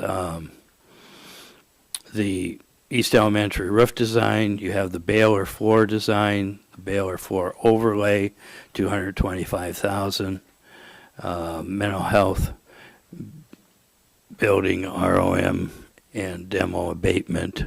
I'm assuming that was previously approved on there. So you got the Baylor rebuild. We're going to have, there's also the emergency repairs, replacement of the Kodiak Island Borough sewer lift station. You got the firefighter turnouts, and the electronic time clock, and the Bobcat skid steer loader on here. So those are the issues going forward that you have. I think the pool one at this time is a little bit premature because, as Mr. Sherritt said, the discussion on who's paying what on the pool. And so open for further discussion. Steve? I didn't work it out, but you did. You're saying we have roughly 400 and something thousand? Yeah, $402,770. So we have to keep our vote within that. And I also agree we need to figure out, set priorities. And on the pool one, I am agreeing that there needs to be discussion and figured out more of who's paying for what. What I'm not totally clear on is, do we need a repair design to really do that? Or should we decide in the very beginning who's responsible for coming up with the design and then discuss repairs and who's responsible? And seeing as you're much more involved in the pool thing, I'd like your advice on that. Yeah, next is Dave, had his hand up, and then Bo. And Scott. Thank you, Mr. Mayor. Because I have a public school education, I'm trying to figure out the math here on what's left. So is my math correct that after approving the last 1.31, there's about 313,000 left? 402,777. Okay, I thought you said there was 1. Sorry, okay, yep, that's because I'd already added the pool, because the motion's on the table. So after the pool, if the pool is approved, there would be 313 left. Yes. And the remaining items on here, am I accurate in saying they totaled 258? Oh, they total even more than that. You got somewhere in there, I'd like to see us cover the baler floor design and replacement. Right, but what I'm saying is the ones we're asked to, because are we going to have an We have to do 'em opportunity? by the 31st. Are we going to have an opportunity to approve more of these by the 31st? No, it's tonight. So it's tonight or nothing, right? So that's, I guess, the point I'm making. We've got is- plenty to choose from. That list that I went over, includes I didn't even put the North Star. But they're not on the agenda, so we can't take them up. It's money that's already been spent that can be allocated to the ARPA money that then makes it easier. So, for instance, the baler floor, that's been awarded within the time frame, and it's been certified as qualifying for the ARPA money on there. Right, I'm not disagreeing with that. I'm just questioning if it's a motion we could make tonight since it's not on the agenda. We don't have to make the motion. Staff, it already qualifies on there. The intent was, if you look at what's eligible on here, with what we're awarding tonight, it's a total of $820,000. So. 820,000 and we have 400. Right. So it's, what I'm saying is there's some choices there. The pool being the first one, I don't agree with, on there. So we're not pushing it on there. But we got two other people that want to speak on this, Bo and then Scott. Yeah, I'm gonna, I will wait, if Dora can get us in line with what's appropriate. I have procedural concerns as well with this, but I'll let Dora straighten us out. So my intent on this sheet was the top ones under the active portion are ones we already have under contract. So those you don't necessarily have to assign right now. I'd planned on doing, we'll have to do an amendment to the previous list that you approved a couple years ago for projects for the ARPA money. So I was hoping I could get the priorities Tuesday so that this would go easier and I'd have a draft to give you all. So you don't have to do anything for the active ones. You can just say, yeah, we want that to be paid for with ARPA money, and I'll put that in on the amendment, the ARPA budget amendment that you'll see before March, because I have to have that done before we file the annual report to the federal on what we've used the ARPA funds for. Because that doesn't come up to enough of what we need to spend if we're going to not return the money to the federal government, then you'll have to add things to that list. So anything expended without a contract that you say is good to use ARPA money for needs to be paid before 12/31/24. If we put it under contract and it's a fully executed contract, then it's considered obligated, and I can just report that as an obligation on the March or April reporting. Does that help you, Bo? Go ahead. It does. So back to the topic at hand. Thank you, Dora. Even that said, if we were already planning, if we had already had funds allocated to cover those expenditures, if I understand that correctly, those weren't unaccounted for prior to this meeting. Okay, so that said, we have the topic in front of us. Let me go back to today's meeting. Pardon my delay here. So the pool contract, I appreciate statements that we don't know what it's going to cost and how we're going to pay for it. However, how are we going to get to that point without this process occurring? I appreciate that there might be some concerns that it's not quite as comprehensive as folks would like it. But given the use it or lose it funding that's available now, I still have procedural problems with discussing other reallocating or allocating funds that have to cover previous expenditures during this topic. I still feel is inappropriate. I do support this contract. We need to get this moving forward before more damage is done and this repairs become more expensive and the damage gets more extensive. So I think this is one of those scenarios that I feel that we're letting perfection get in the way of good. We need to move forward with this one. Use the money that's in front of us, get this under contract, know what we're looking at, what it's going to cost. That way we can reach out to the community and say, hey, this is what the pool repairs are going to cost. I think this is an important step. I discourage folks to think about pushing this down the line. How much longer are we going to wait and how much more damage is going to occur? And that number is going to increase the longer we wait. So all of those things said, I'm not supportive of discussing or allocating funds based on previous expenditures because that is not an appropriate use of this topic item or agenda item, and I will be supporting the contract. Scott and then Steve. Well, I think the important thing is the people that are presenting this bid is they're experienced with dealing with pools. They're not people who build garages, for example. And I think their skill in this is going to be important, especially when they identify that they're going to look for corroded rebar inside the cement there, which we know is an issue. I think they're going to have another bid when they find that stuff out. And so this is an initial step in the process of trying to fix the disaster that occurred in the pool some years ago. Therefore, I'm supportive of it. And I think we wait on the other stuff. Let's spend this ARPA money.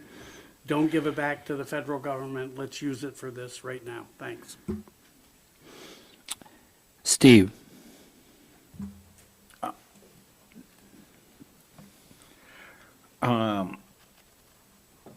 We have this money, but we're talking about using some of it to pay for projects not on this list. Not on award tonight. Not on award tonight because They're on the list that was presented to us at the work session, okay, which yeah. is this. Yeah, I do page remember here. that sheet. I guess we need to also realistically look at those numbers with this to figure this out. Correct. Not, even though it's not on the award, we have to look at the big picture. What are they all total? Way over the number? 820,000. And we have 400, so yeah, about twice. Okay. Then, So it's a choices. little examination on that. I'll see if I have more comments. Okay, Ryan.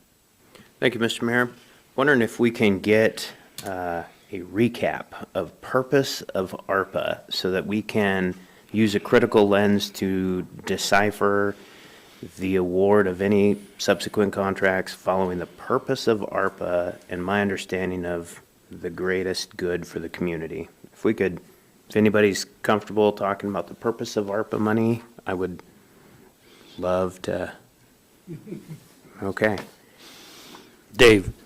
Well, I'm not going to speak to that, but I will point out, because you weren't here the other night, that there are a couple of projects here that were identified that could be funded from existing sources, so that could potentially be helpful.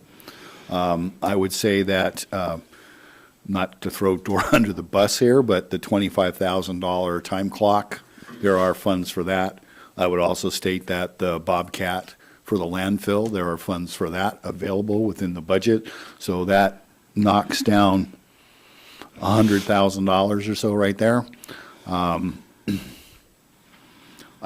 not going to throw Chief Ellis or myself under the bus, because I think that it would be a very good gesture for the assembly to honor the volunteers in the fire departments for looking at getting some PFAS-free turnouts.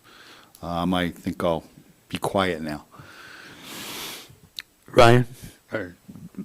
Ryan, do you have anything else on that?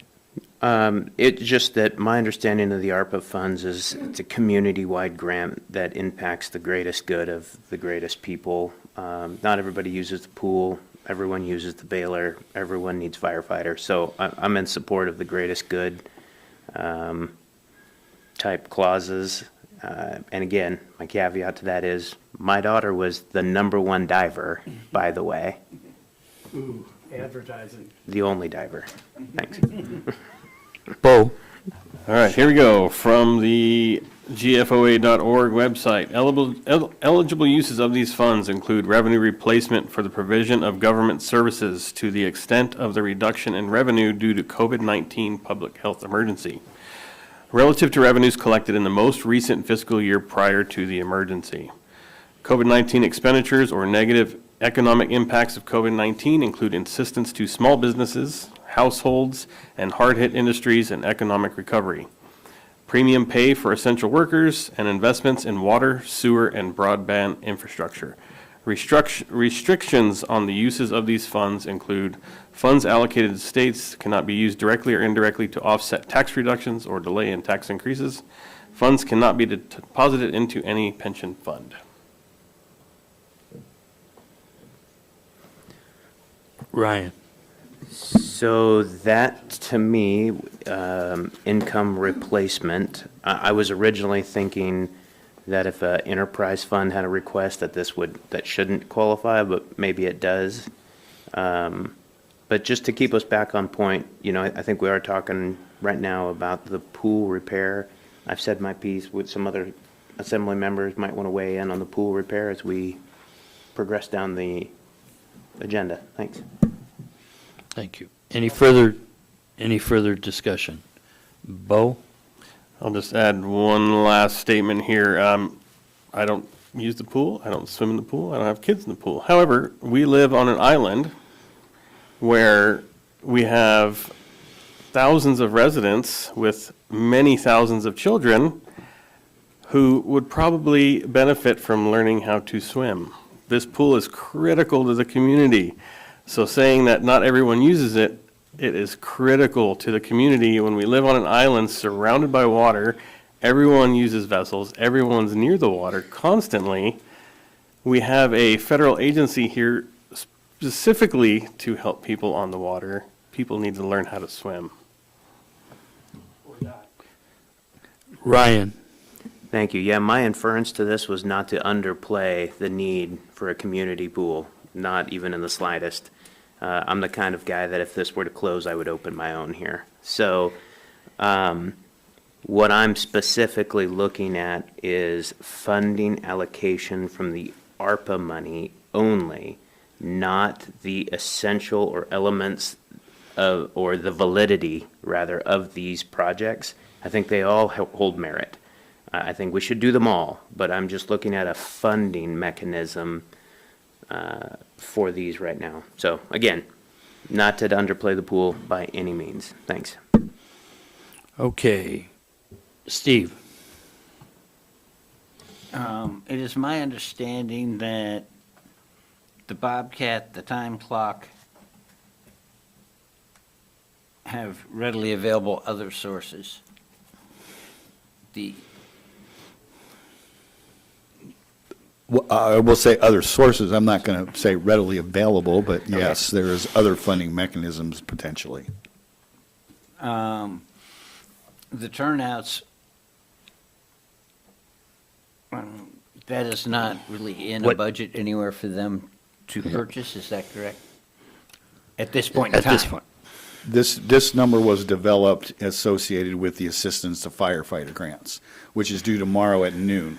So consequently, depending on the decision, is going to depend on what that grant looks like at noon tomorrow. So are we ready to go to a vote on this issue? Roll call vote Now- on the motion, please, is what I'd like to do. We'll talk about those things. I want to clarify exactly, we're just voting on the pool. Yes, turn your mic on, so, yes. To clarify, at this point, we're just voting on the pool. Yes, which is, in this case, contract number FY 2025-36, authorization for the design of needed pool repairs with Water Technologies Incorporated in the amount of $88,900. Roll call vote on the motion, please. Mr. Ames.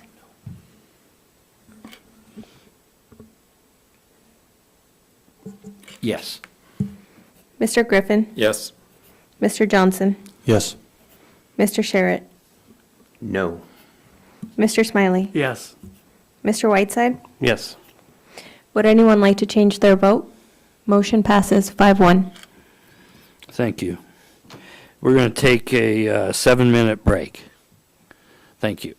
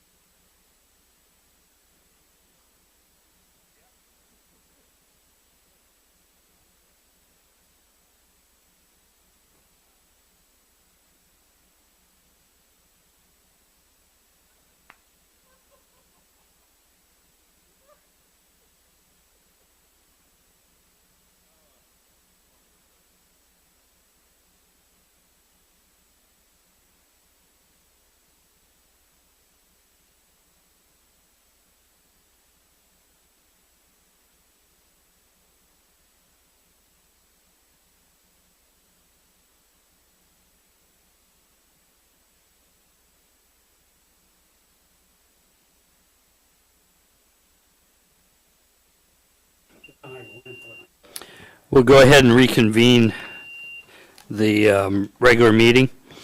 Next item we have is contract number FY 2025-37, authorization to purchase PFAS-free turnouts with Municipal Equipment Supply, MES, in the amount of $171,340. Jared?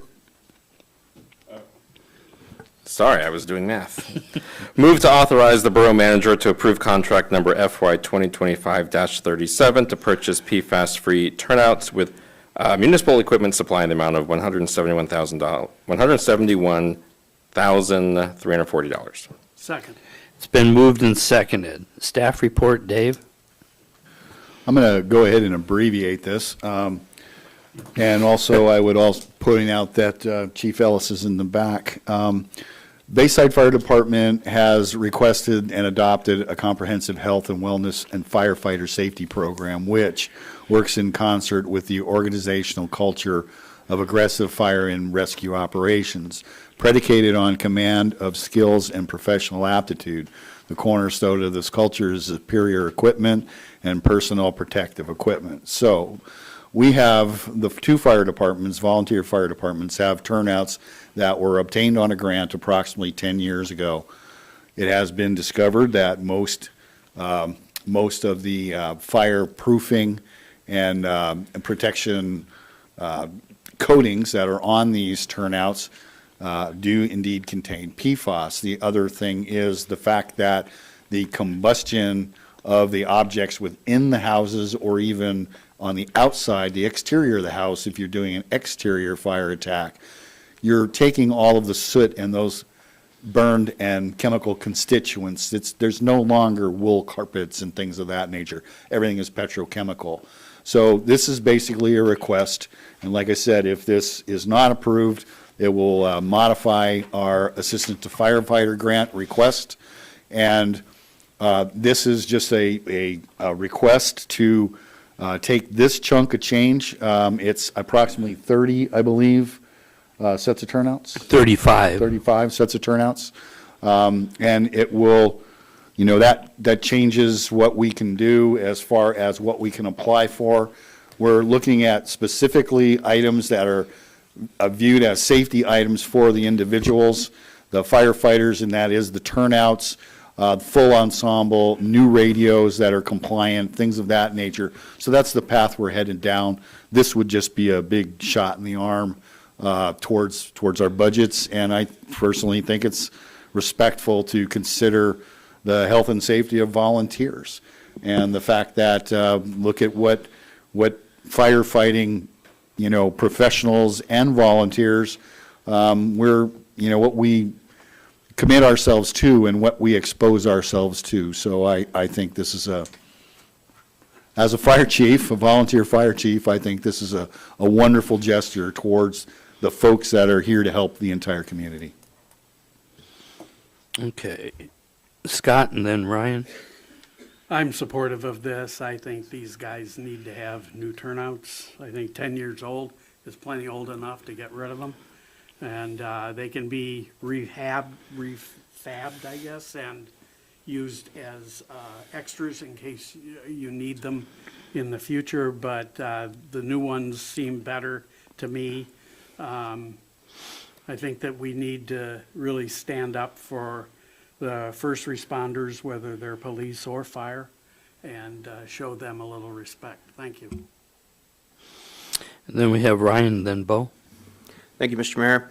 I also support this. I don't support 35, though. I support 33. The reason I only support 33 is I'd like to see 2 6-gas meters purchased, which are critical components at the fire department. So I would support 33 of these and ask that we fund 2 5-gas meters in conjunction with the safety of firefighters and the safety of our residents. Thanks. Bo. Thank you. I'll be supporting this as well. We have 22, working upwards of 25 volunteer firefighters. These are men and women in our community that are willing to spend all of their time training to be first responders for the community, and then when emergencies happen, they're willing to risk their lives to put themselves in harm's way to help people. If their safety equipment is putting them in harm's way just by wearing it, to me, that's counterproductive to the mission that they have at hand, that they're volunteering to do for us. I'm grateful for their service. And another point made, if this will reduce the physical burden on our firefighters so they can provide even better service to folks, this is going to result in saving lives, reducing injuries, reducing damage to property. I respect these men and women and fully support the ask. Steve? I would like either Chief Ellis or Dave to comment on Assemblymember Sherritt's proposal and need of these meters. Scott, would Chief Then I can Ellis? address my opinion on that proposal.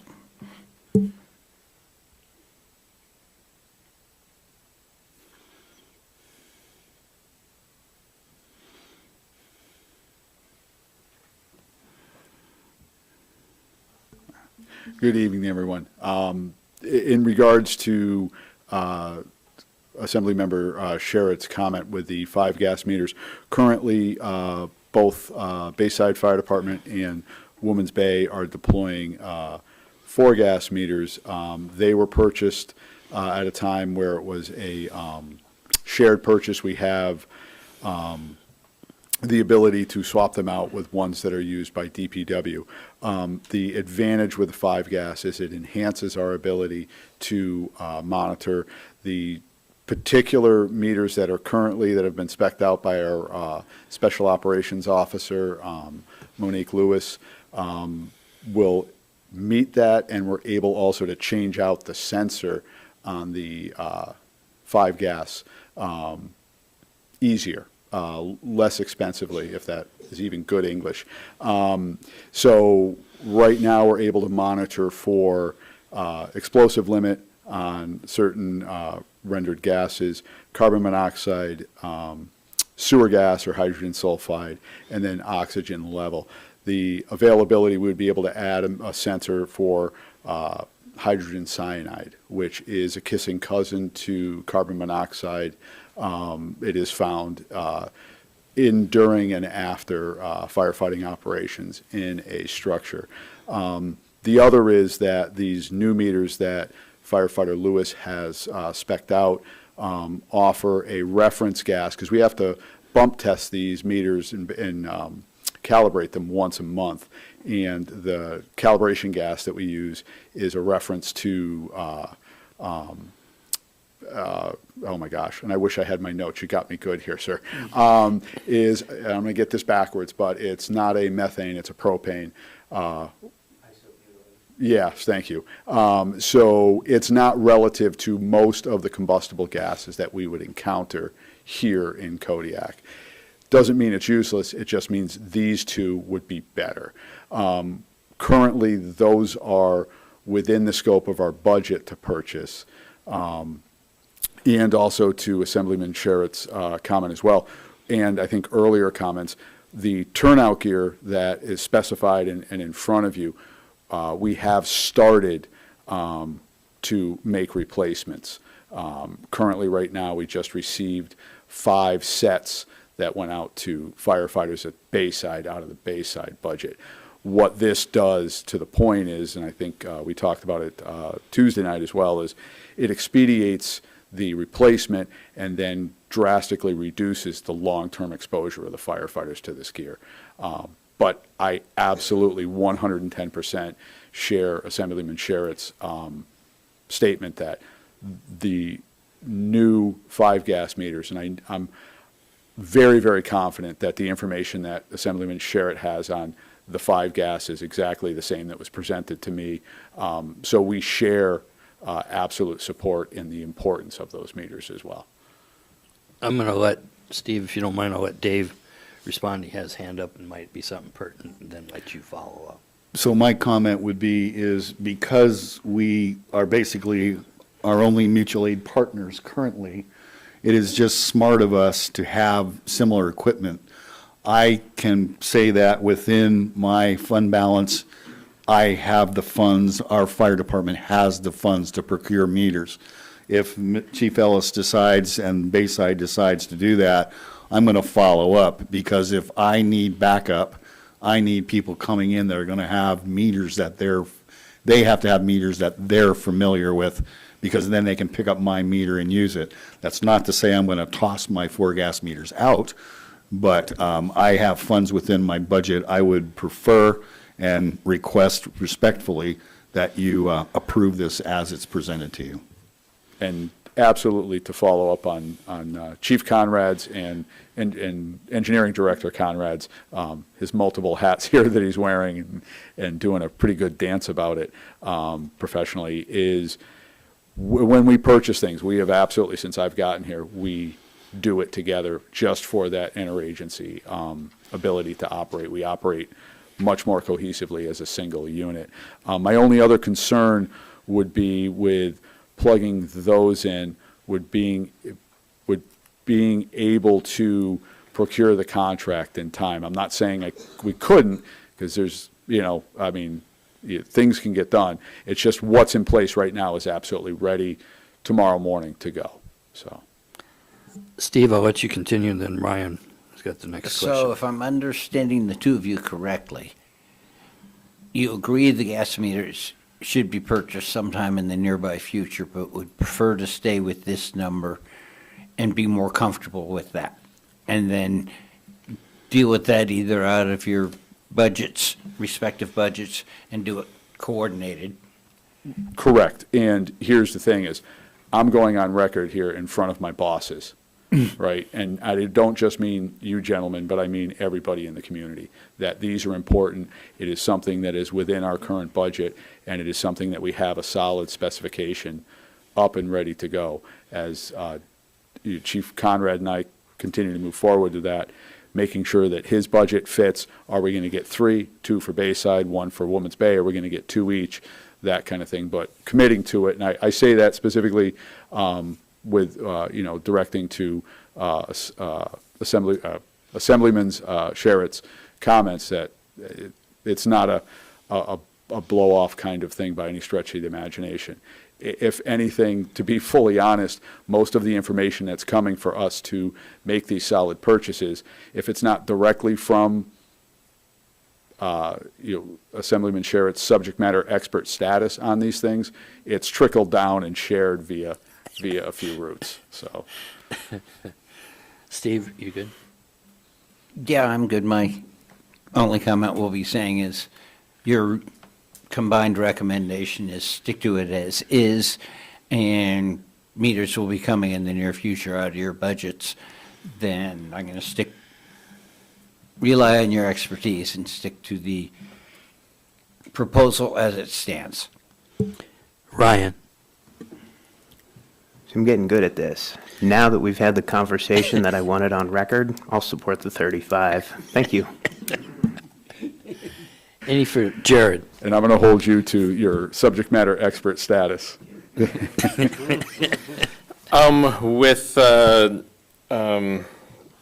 this, okay, so you have a grant tomorrow, due tomorrow, and you're using, if we were to pass this or to authorize this contract, you're basically using it as leverage with your potential funder to fold whatever your big package is for everything else? Correct, without going into too much detail, Right. that would just put everybody to sleep. With the assistance to firefighter grants, which come in 3 different flavors. Right now, it's the operations and safety. The priority of funding, they're looking at the individual, they're looking at overall safety, and this dovetails into what Chief Conrad was paraphrasing from my report, in that it's an overall package. So if we come in and we say, listen, we're not just asking you for money because we need stuff, get in line with, thousands of other fire departments applying for this all over the country. We're coming in and saying, hey, listen, we're doing this huge chunk. We've also started on a few other items, things like are credentialed now regional training facility that we have next to the firehouse. We're doing all our in-house training. We're credentialing instructors, all those things, the health and wellness program with a health and wellness officer, and some of that is tied into this overall budget, or grant request. It allows us to focus on that. The ask, as it looks right now, the ask that will go forward tomorrow before 1300 hours Alaska Standard Time will be in the amount of about $152,000 minus our 5% cost share based on our community size.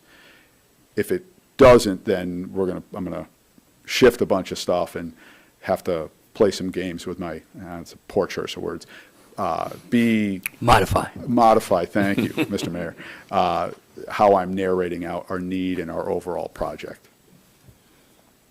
Okay, good. I like the idea of leveraging grant money to get more grant money.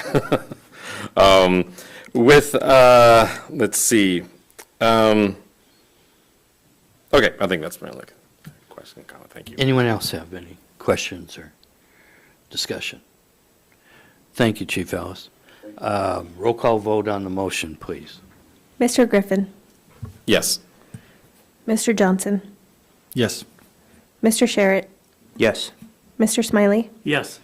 Mr. Whiteside, Yes. Mr. Ames. Yes. Would anyone like to change their vote? Motion passes 6-0. Okay. Next item we have is contract number 2025-38, authorization to purchase an electronic time and attendance solution with Time Clock Plus LLC in the amount not to exceed $25,000. Jared? Next page. Move to authorize the Borough Manager to approve contract number FY 2025-38 to purchase an electronic time and attendance solution with Time Clock Plus LLP TCP in the amount not to exceed $25,000. Second. It's been moved and seconded. Staff report, Dave? Dora? Evening. I'm asking this contract to modernize our processes from Excel spreadsheets to an electronic version. Not all of our staff will probably be participating in this. Like we talked last night, we have staff that don't sit at a computer all day. There are processes for that too, so everyone will enjoy the perks of this program rather than the penalties of the Excel spreadsheets that we're currently dealing with.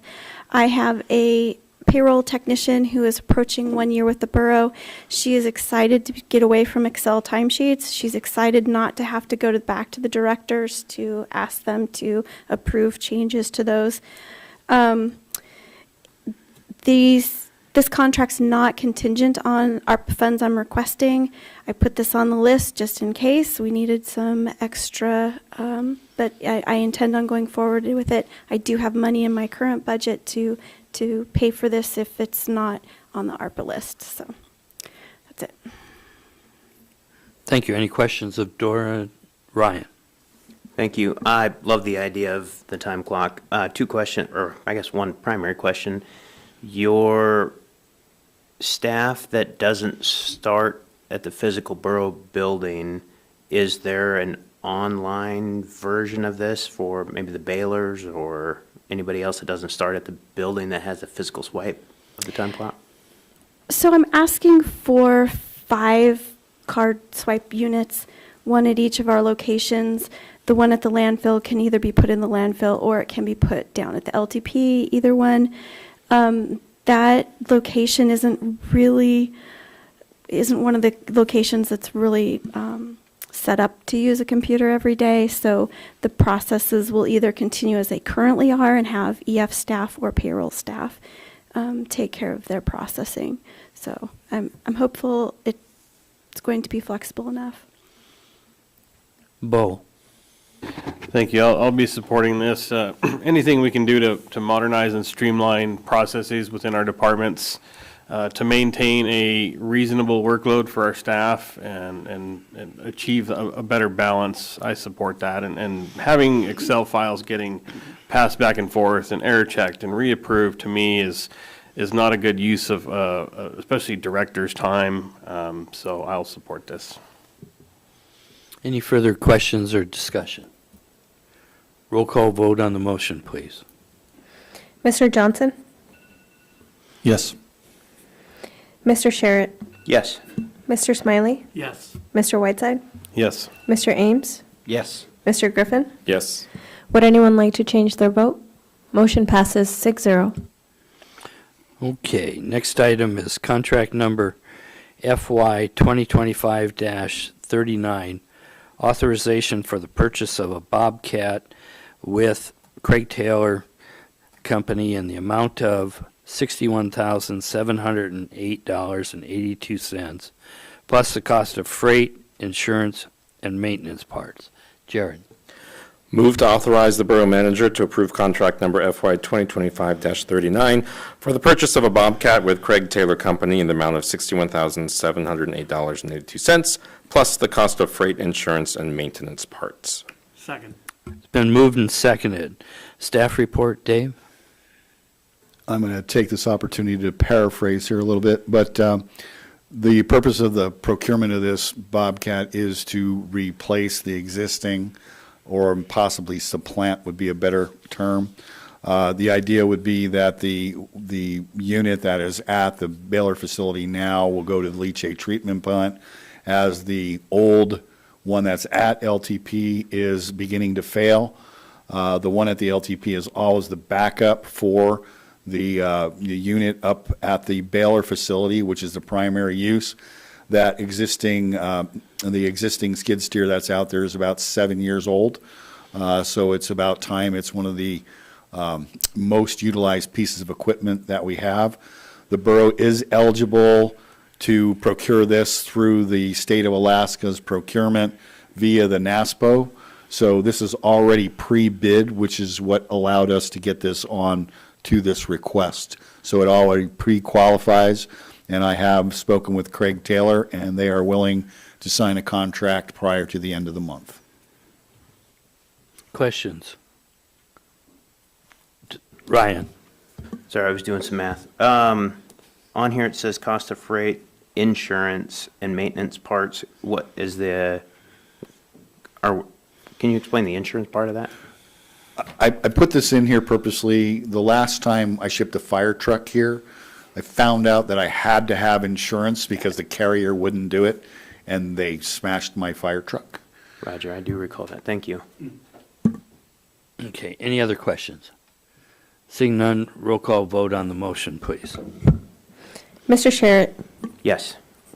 Mr. Smiley? Yes. Mr. Whiteside? Yes. Mr. Ames? Yes. Mr. Griffin? Yes. Mr. Johnson? Yes. Would anyone like to change their vote? Thank you. Did you have? Mr. Ryan? Mayor, I do have a question. Okay.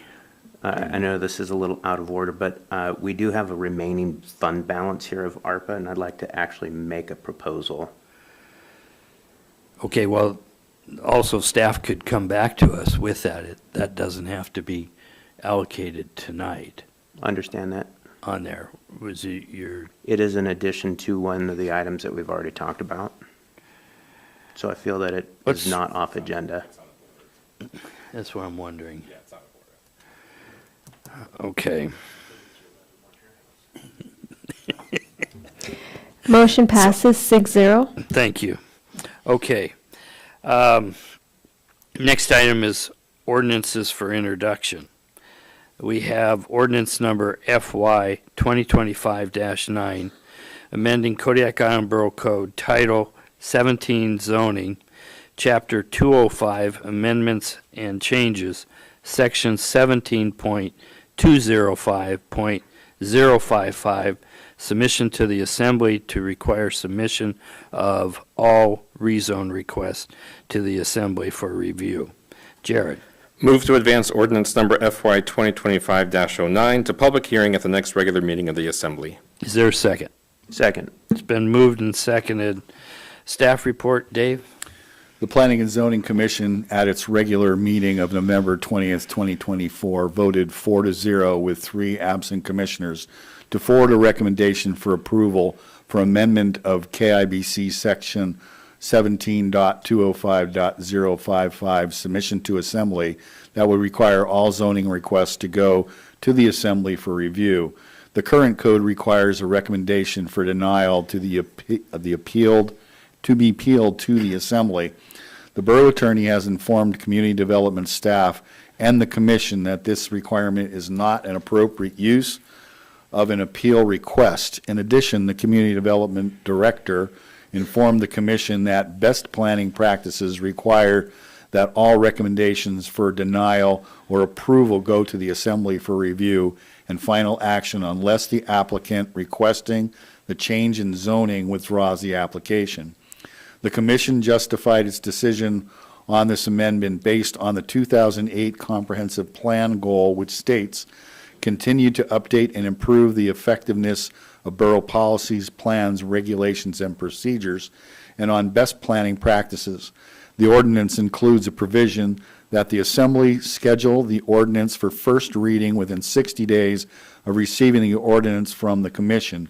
An amendment was made at the public hearing to provide additional time to the Community Development Department to transmit a rezone recommendation to the Assembly and additional time for the Assembly to schedule the rezone case for first reading. The original time frame for both actions was 30 days. This change provides for 60 days for these actions to occur. The Commission conducted 2 public hearings on this amendment, one on October 16th, 2024, the second on November 20th, 24. No one spoke in support or opposition of this ordinance. One person spoke to request 60 days instead of 30 days for transmittal and scheduling of the first reading of the rezoning ordinance. Any questions? Jared? We don't have the attorney's opinion, but I'm operating under the assumption that the code revision language in here was written by the attorney. It was reviewed by the attorney. Was reviewed, okay, thank you. Any further questions or comments? Seeing none, roll call vote on the motion, please. Mr. Smiley? No. Mr. Whiteside? Yes. Mr. Ames? Yes. Mr. Griffin? Yes. Mr. Johnson? Yes. Mr. Sherritt? Yes. Would anyone like to change their vote? Motion passes 5-1. Thank you. Next ordinance is number FY 2025-11, amending various sections of the Kodiak Island Borough Code Title 17 to include defined intent and development standards for accessory dwelling units. Jared. Move to advance ordinance number FY 2025-11 to public hearing during the Assembly's regular meetings scheduled for January 16th, 2025 and February 6th, 2025. Second. Okay, it's been moved and seconded. Staff report, Dave? First thing I want to point out is that there will have to be a correction made on this document. The ordinance number is incorrect on the paperwork footer, so that will be altered so that on the ordinance itself it reflects the correct number. Sorry. The Kodiak Island Borough Planning and Zoning Commission began working on potential amendments related to accessory dwelling units, starting with a work session on May of 2023. After many months of reviewing the existing regulations in light of accessory dwelling unit regulation guides from AARP and AML, the Commission held its first public hearing on amendments related to accessory dwelling units on February 21st, 2024. The Commission held 3 public hearings on the amendments, making multiple revisions to the draft ordinance. On June 18, 2024, the Planning and Zoning Commission voted 4-1 to recommend approval of ordinance number FY 2025-03 to the Assembly, with 1 commissioner absent and 1 vacant seat. As a part of the Commission's review of potential amendments related to accessory dwelling units, the Commission reviewed several documents, the most important being the ABCs of ADUs from AARP and the AK do's and don'ts from AML. Both of these documents are attached to this agenda item. This ordinance was discussed by the Assembly at the August 29th, 2024, September 12th, 2024, October 10th, 2024, and October 31st, 2024 work sessions. The Assembly expressed concern over the following proposed revisions to the current regulations on accessory dwelling units. Removal of the conditional use permit requirement for those ADUs that meet the development standards. The CUP remains an option for ADUs that do not meet one or more development requirements. Note, current regulations require a CUP for detached ADUs in the R1 and RR1 zones. A CUP is required in the RR zone for all types of ADUs. Changes to parking requirements of ADUs within the city of Kodiak and those outside the city. The proposed changes would require 1 space for ADUs in the city of Kodiak and 2 spaces for ADUs in the borough. This issue garnered a lot of discussion at the Planning and Zoning Commission meetings. Changes to the size restriction to 800 square feet for all ADUs, no matter the zoning district. Note, the current ADU ordinance restricts the size of an ADU to 575 square feet in R1 and 725 square feet in all other zoning districts where our ADUs are permitted. The deletion of the requirement that the owner of the property must live in either the principal unit or the accessory dwelling unit. This change garnered a lot of discussion at the commission meetings. At the October 31st, 2024 work session, the Assembly directed staff to place the ordinance on the agenda for introduction at the December 19th, 2024 regular meeting. At this work session, the Assembly agreed to hold 2 public hearings on this ordinance, one on January 16th, 2025, and the second on February 6th, 2025. Dave, or first off, we have Scott, and then Dave. I oppose this change, and I'll vote against it.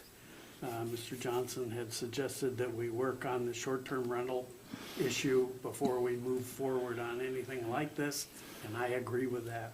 Thank you. Dave. Thank you, Mr. Mayor. At this time, I'd like to move to postpone indefinitely, and if there's a second, I'd be happy to speak to the motion. Second. It's been moved and seconded.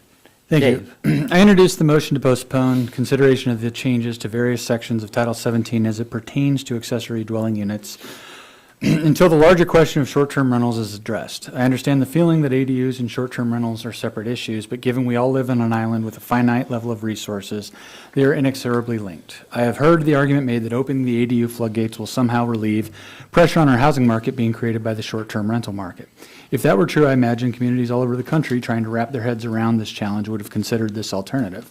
I'm not suggesting that I'm a subject matter expert, but from everything I've been able to learn about challenging these issues, no community has built their way out of the short-term rental problem. There are a limited number of contractors on the island. If the ADU floodgates are opened, then this body decides to try and make land available for building. The availability of said contractors, materials, and even approval authorities will be affected by the rush to build more short-term rentals. Additionally, there will be massive public uproar if the floodgates are open, and then while those units are under construction, new restrictions are put in place on short-term rentals. It is for that reason I feel the process would best be served by updating ADU regulations after the short-term rental issue has been resolved. Thank you. Any other comments? Bo. Is this in regard to the? Motion to postpone indefinitely. So I appreciate the motion and the reason, the rationale behind the motion. I don't disagree with it in purpose. However, the ordinance at hand, or the topic at hand that we're looking to amend, does not specify anything regarding short-term rentals. We're looking at modifying different, we're making revisions to regulations for accessory dwelling units themselves, none of which refer to short-term rentals. So I believe, I don't believe it would be appropriate, although I do understand the rationale and would likely support most, if not all of it. When the appropriate time comes, I don't feel that this is the appropriate time. I'm going to comment that I'm in favor of the motion because the ordinance is messed up enough as I'm, in my mind, that it's best to kill it and they can start over. So, any other comments? Ryan? Yeah, I appreciate Assemblymember Johnson's comments and his research into that, and I will also be supporting it. Thank you. Any other? Roll call vote on the motion to postpone indefinitely. Mr. Whiteside? No. Mr. Ames? Yes. Mr. Griffin? Yes. Mr. Johnson? Yes. Mr. Sherritt? Yes. Mr. Smiley? Yes. Would anyone like to change their vote? Motion passes 5-1. Thank you. Next item is, on the agenda is other items. It's abbreviated an informal hearing for the continued operation of the restaurant and eating place license Sizzler Burger / Peking Restaurant, license number 2611, and restaurant and eating place license Second Floor Restaurant, license 3293, during the second year of the biannual license period. Jared? Move that the Kodiak Island Borough Assembly protest the continued operation of restaurant and eating place license number 2611, Sizzler Burger and Peking Restaurant, and restaurant and eating place license 3293, Second Floor Restaurant, during the second year of the biennial license period, for the reasons identified in the clerk's investigation, and direct the clerk to advise the Alcoholic Beverage Control Board of this objection and request for the revocation of both licenses. Is there a second? Second. It's been moved and seconded. Staff report, Lena Cruz, Deputy Clerk. Thank you, Mayor Arndt. So it was requested at the last meeting on November 21st by the Assembly that you would like to protest the continued operation of license number 2611 and 3293 per 3 AAC 305.085D, which states that the governing body shall allow the license holder a reasonable opportunity to defend the license before the meeting of the governing body. We are having this meeting today to allow the opportunity for the license holder to comment in regards to your request to protest. And in addition to the protest, it was requested to ask the ABC board to revoke both licenses. Additional information is available in your packet, and I have also provided draft letters that will go out once finalized. The licensee has also received copies of these draft letters. I'm happy to answer any questions that you might have.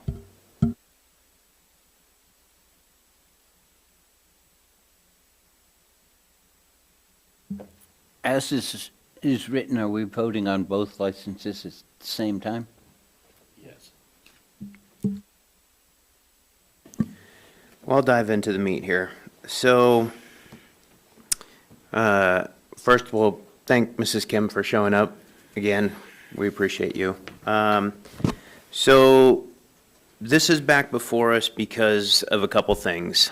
Number one, we heard public testimony earlier this evening about limited license quantity being available here in Kodiak. And we respect that.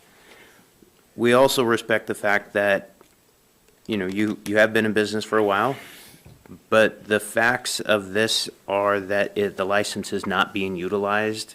And from an economic standpoint, that is lost revenue here in Kodiak. And I have to look at this from an economic standpoint. It takes a long time if we're in the talking to a land surveyor phase of building a building. It takes a long time to get something stood up. So without some sort of compelling evidence that we are further along in the process, or without some compelling evidence that the intent to use this is near, I have to look at this from an economic standpoint and support the letter as written in protest of holding that license. If I don't know if this is the right form, but if the licensee can speak to those items and give us more, I just have to look at this from an economic standpoint and support the license, or the letter as it is now. With the approval of the assembly, I can ask the applicant to come forward. What's the wishes of the assembly? Let them speak. Agreed? I'm looking for some head nodding. Okay. Then, Ryan, you're asking a question, so I'm going to ask Mrs. Kim or Stephanie to come forward at this time.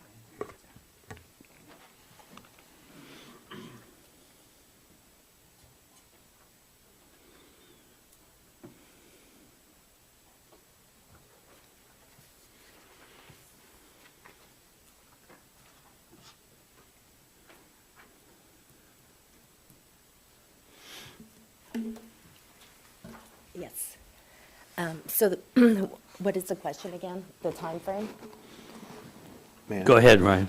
Yeah, so thank you, Stephanie, for coming up. So I guess the first of the series of questions that I would have is,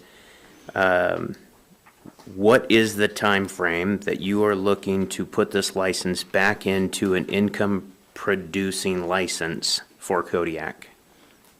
And then I do have follow-on questions as well. Of course. I apologize. Sorry, I don't know if you can hear me. I wish I could answer that. I know we have tried from the very beginning when it was out of our control. Yes, we did hold 2 licenses. One of them, it's in process, as you can see, and AMCO has also written a letter, and I believe it's on page 26 of the transfer. I have emailed you regards to the transfer and when it was initiated. This is restaurant, eating place license. So it has to be a restaurant and eating place that serves meals. I'm not blaming Kodiak and economy, but there were a lot of things that did happen. It did fall right after the COVID as well. We did go through that. We might think of it as a long time past incident, but it was long 2 years. After that, we had a change of owner of the property that we were leasing from. I'm not going to go in detail, but if you need further information, and AMCO has everything that we have sent. But, we're all on this island, and most of us do work together. I know all the time, the mayor and the assembly, the amount of time and different subjects and topics for our economy and all of Kodiak. Most of us that do reside in Kodiak, whether you're a business owner, but mostly certain types of business owners and individuals, we are here for a reason. We want to be here. And some of them do not have a choice, and that's, always been Kodiak living on a rock. So after the COVID, and throughout the COVID, and even prior to, most of the business owners, especially restaurants, we do get together when there is an issue. We do get together when we do need help or guidance. We all work together. Do we come to the meeting? No. We try to resolve and help one another out through all of this, and this is the beauty of Kodiak.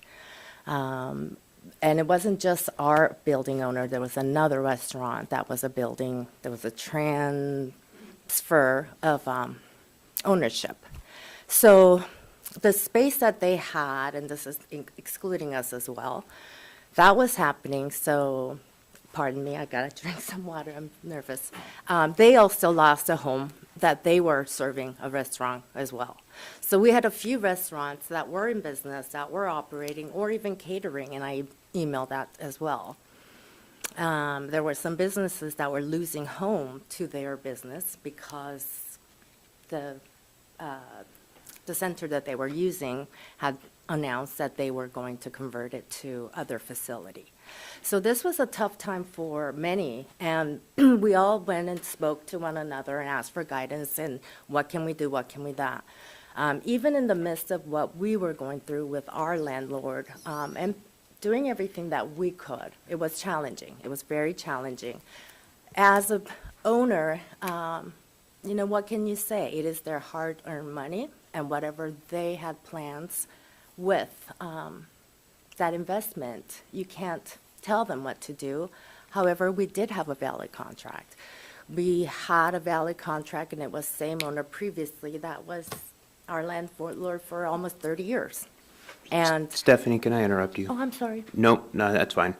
I want to, and I appreciate the backstory, but I really want to get to the crux Of course. of this, which is, what is your time frame for reoccupancy Okay. into an eating and restaurant establishment? Okay, so we do have another option. I don't know if that's the route we're going to go. We do have a building owner that said, hey, you can come and rent or create a restaurant, build a restaurant. It's not as, simple as just renting a space. However, as soon as this happened with us having no home, we did start. We did start by looking into everything we can to build. Not just for, we're getting old too. We're not looking for another 40 years of owning a restaurant, but we do hope that we can start and build something for the future of our next generation. And so that's where the other license goes as well. In the midst of all this, we did give it all. We had to step in, even with our own businesses doing this, step in and make sure they found a home. And we put a lot, or she did, of effort to make that happen. It was other businesses that stepped in, even the ones that retired came and helped us make it happen. This is community. That restaurant is now and has been a open restaurant that's serving our community every meal. So that is where the transition is. As far as ours, we did try. We called the architect because that's the first step to go. We did call the Borough. I spoke with the zoning. I tried to get information where they could send me any information. And this is another, I thought this should be a different time, but what was interesting was what they sent me, and there was no information. These informations were available at the Borough just a few years ago. And with the situation that we were at, all our stuff in a storage, calling the Borough and saying, hey, can you give us information so we can start? Nothing was available. And it's not the staff's fault, I understand that. There's been change of hands, change of this or whatnot, but a property that we have owned, that we had access, and I know there's an easement with the resident, they had none of that. I physically came here, and they took me to the file and opened it. There was nothing in it. I was able to retrieve what I retrieved from the Borough a few years back. I don't know where all that is. So we had to start from, so this is another thing that is out of our control. Are we going to hold on to a license? No, we did not do that. We made sure that it was utilized in Kodiak for our community. It's been given. And maybe that's another thing. There's a talk about selling and paying. Yes, it's been that way for years, but we chose to give because starting a new business or whatnot. So as far as where ours go, I wish I had an answer, but I know we've done it all, and I have another offer from a land owner that says, hey, if this doesn't work out, I'll give you a home. Ryan, do you have the information you were looking for? No, I'm sorry. And again, I appreciate the backstory. What I'm looking for, Stephanie, specifically, is I'm looking for deliverables. I'm looking for dates. I'm looking for, within the next 6 months, we plan on occupancy, and 6 months of renovation, 12 months we're in operation. I'm looking for accurate information that Sure. we can make a basis of And determination on. I hear what you're saying. I do not have an answer for that. Okay.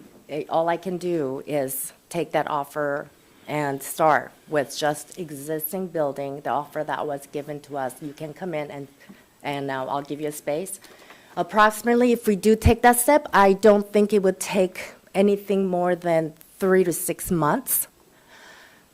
I'm still hopeful that we can build something for long years to come, not just for our benefit, but whatever's necessary, and we have to look into that. So I have two options. I don't have an exact answer, but I do have an option to make or take the other offer, which I assume could take 3 to 6 months. Is there any other questions by the assembly? Ryan? Thank you, and I don't want to capitalize or monopolize the time here, so if you guys have other questions, please feel free to cut me off. Stephanie, what was the last operating period and income production off of this license?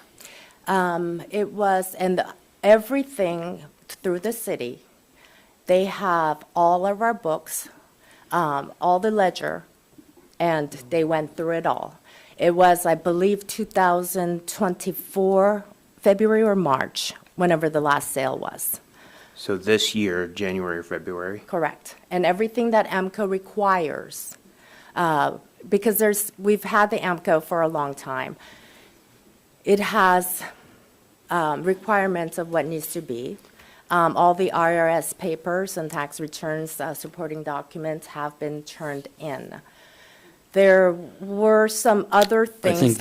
I think that's all we need right now. You've answered the question. Oh.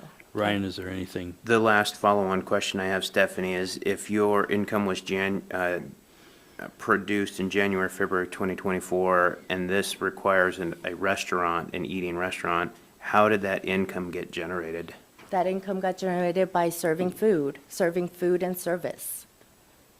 At a physical location? Correct. And we have, and in your document, you should have all of that with everything that was paid. With, I don't know if the documents I think the IRS text could not be printed for whatnot, but everything else should be on the tabs of the payments, the rents, the utility bills. So, forgive me, I guess I have one more follow-on question, and I don't want to turn this into an interrogation, so I apologize for the No, way that these are coming please out. don't. It's Y- okay. You guys know how much of a customer I am. Yes. Or was. So, I'm confused then on if the license is granted to a specific physical location and you're not in that physical location, how could we properly execute the license when you're at a different location? I guess I'm confused. I'm kind of confused with your question. What do you mean Okay, execute? so your license is granted at a physical location that you're no longer a tenant of, the Island Hydraulics building, right? Correct. So how could you generate income if your license is specific to say you have to generate this income at this, or you have to operate this license at this physical location, but you're not there? How did you generate income? We were there. And there should be on the In tab. January, February of '24? Yes. And you can look at the payment, you can look at Alaska Waste, our ACS, our telephone line, our internet, and our payments to the landlord that has a slip with their deposit that cleared the checks. Yes. Okay, I don't have any other questions. okay, anyone? Steve and then Bo. Sorry, mine's for discussion. Steve? Okay, so you were there January, February of '24, which is this year, and you paid rent. That I understand, and paid Alaska Waste. But were you serving food out of the building Yes. as a restaurant or catering or what? We did some catering, but it was a lot of serving at the restaurant. Not every day. We used to open 7 days a week. The hours that are required, and the city, they had all of our ledger with the daily, and there were a couple months that it was closed. The letter should also be in your document to the city. Yeah, we're not the city. Oh, no, but it's the what? Any other questions, Steve? Is that it?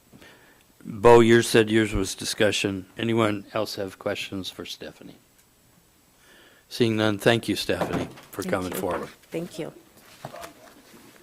Okay. Discussion, Bo? Thank you. I'm just reviewing the document in our packet from the Office of the Mayor and City Council. directed to the Alcohol Beverage Control Board stating that there's data that includes data for food and alcohol revenue generated in 22 and 23. The restaurant filed $0 on city sale tax returns for 2023. So I have receiving conflicting information for me, and for points made earlier, I appreciate that there were, some difficult circumstances that came from the pandemic that affected a lot of businesses in Kodiak. However, with no current solid plan in place, there are entrepreneurs who do have facilities open now, and we are currently experiencing finally coming out from the bottom and experiencing an upswing in economic activity. I think we should continue with the protest as written. For that reason, there's folks ready to put them into work now, and without any current plan to utilize these licenses, I will be voting in favor of maintaining the letter, and I'll ask for clarity from the clerks, if I may, through the mayor, before we vote, what the vote yes and no vote means. Okay, let me see if there's any other discussion. Anyone else have any questions or that? Lena, could you answer Bo's question, please? So the motion that's currently on the table is to protest the continued operation of both licenses for the second year of their operation. So for calendar year 25, they have a 2-year license period that has already been renewed. We sent a letter in September trying to revoke 2611, and it was too late because the ABC board had already approved the renewal.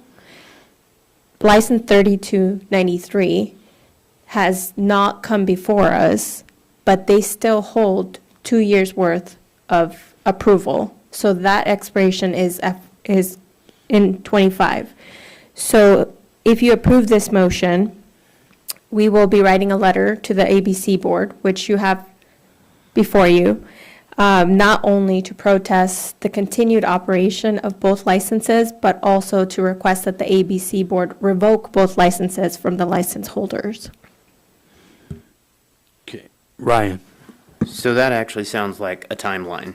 That to me indicates that since the licensee already has a permit that will expire in 25, and the other one expires when? They both expire in 25, and What month? let me see. They have different expiration dates. They both have different expiration dates depending on when they come before the ABC board, and AMCO processes them. So AMCO is behind on all their applications. So that's part of the reason why we haven't received any information about the transfer of ownership and location that Stephanie spoke to. I see. So if you don't approve this motion, we will miss our opportunity to protest the continued operation. Or lack of. Or lack thereof. We have to send our protest to the ABC board, or AMCO, by January 15th. So the ABC board meeting is on February 3rd, and so we have to send our letter prior to that date in order for our protest to be heard in regards to the biannual, so which is the second year of operation. Go ahead and continue, Ryan. I guess I would just ask for a thumbs up or a thumbs down if the applicant thinks that they could get into a lease agreement by February 3rd. Just a quick thumbs up or thumbs down.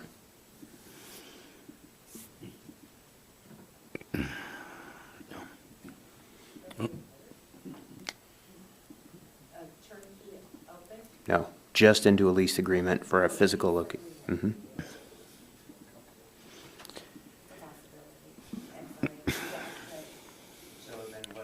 So what I would suggest then is that we move forward with the letter that's written, and You know, if we see the applicant making, progress, we can discuss it then, but without some sort of a positive movement towards reestablishment of a restaurant and eating place, and utilization of these licenses, and the fact that there's two, the second floor closed in 2017, so it's, to me, there's been ample time to make this happen. So from an economic standpoint, I still support these letters and hope that we can get information from the applicant that could help us, defend that position at a later date. Thanks. Steve? Oh, Lee? Just a clarifying date, the information from AMCO on the timeline is in your packet, and it's one of the last attachments, and I apologize the oversight. It was actually February 4th, not 3rd. I just wanted to clarify. Okay. Steve? Do we have any knowledge of, if these letters go through, does it have any effect on the proposed transfer? Or will they go in order which they received and therefore they deal with that before these letters? Do we have any information on that or any idea? That information is also in your packet. It's second to last attachment. We reached out to AMCO to try and get a little bit more information prior to this meeting for you to have as much information as possible to gather, your decision in regards to both licenses. However, they were not able to give us any more information about the transfer. They just said they have received it and they're processing it accordingly. They are way behind. From what Stephanie has gathered and stated before, they've had this application for some time now. We haven't received anything. The supervisor from AMCO was not able to provide any additional information. So at this time, we don't have anything in regards to the transfer, so therefore we cannot make a decision on the transfer. Thank you. Okay. Jared? So I think I'm understanding this correctly. This is something that we have to decide on today. We cannot, we can't postpone this. Well, I take that back. In order for our comment, in order for our letter to be considered at their next board meeting, Correct. when they're going over this, then yeah, we have to have it. We have to do this today, unless we call a special meeting. But we do have until the end of January to submit a letter, but it won't be included in their packet when they are looking at this case anyway. I think that, and also what this letter does is, this letter doesn't make any decisions for anybody. The decision about these licenses, it's out of our hands anyway. Many of us up here would like to open up the licenses for our community and keep that sector thriving.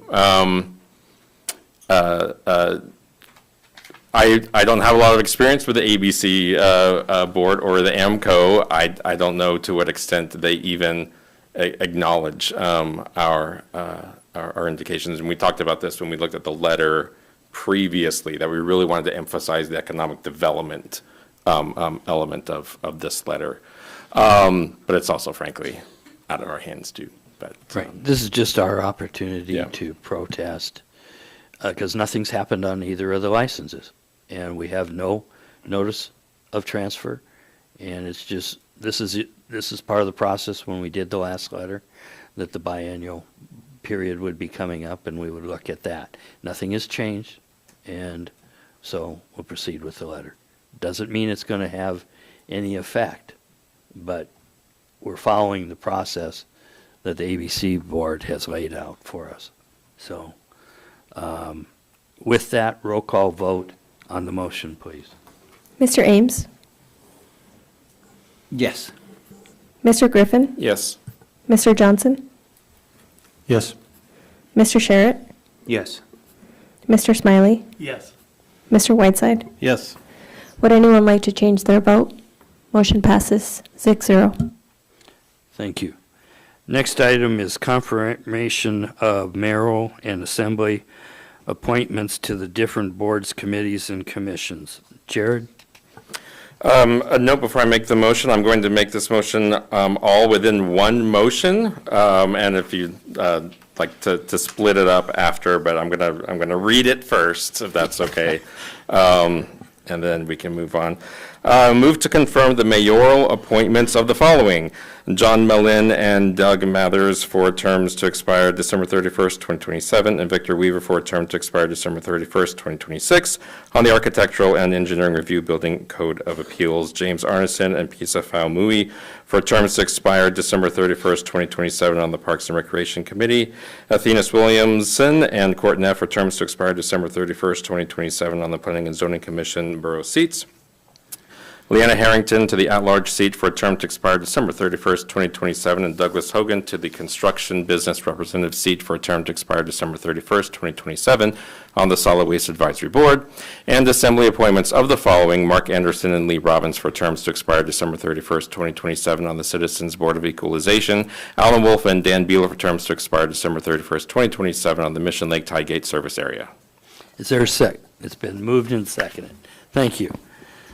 Staff report, Lena. Thank you, Mr. Mayor. Give me 1 second.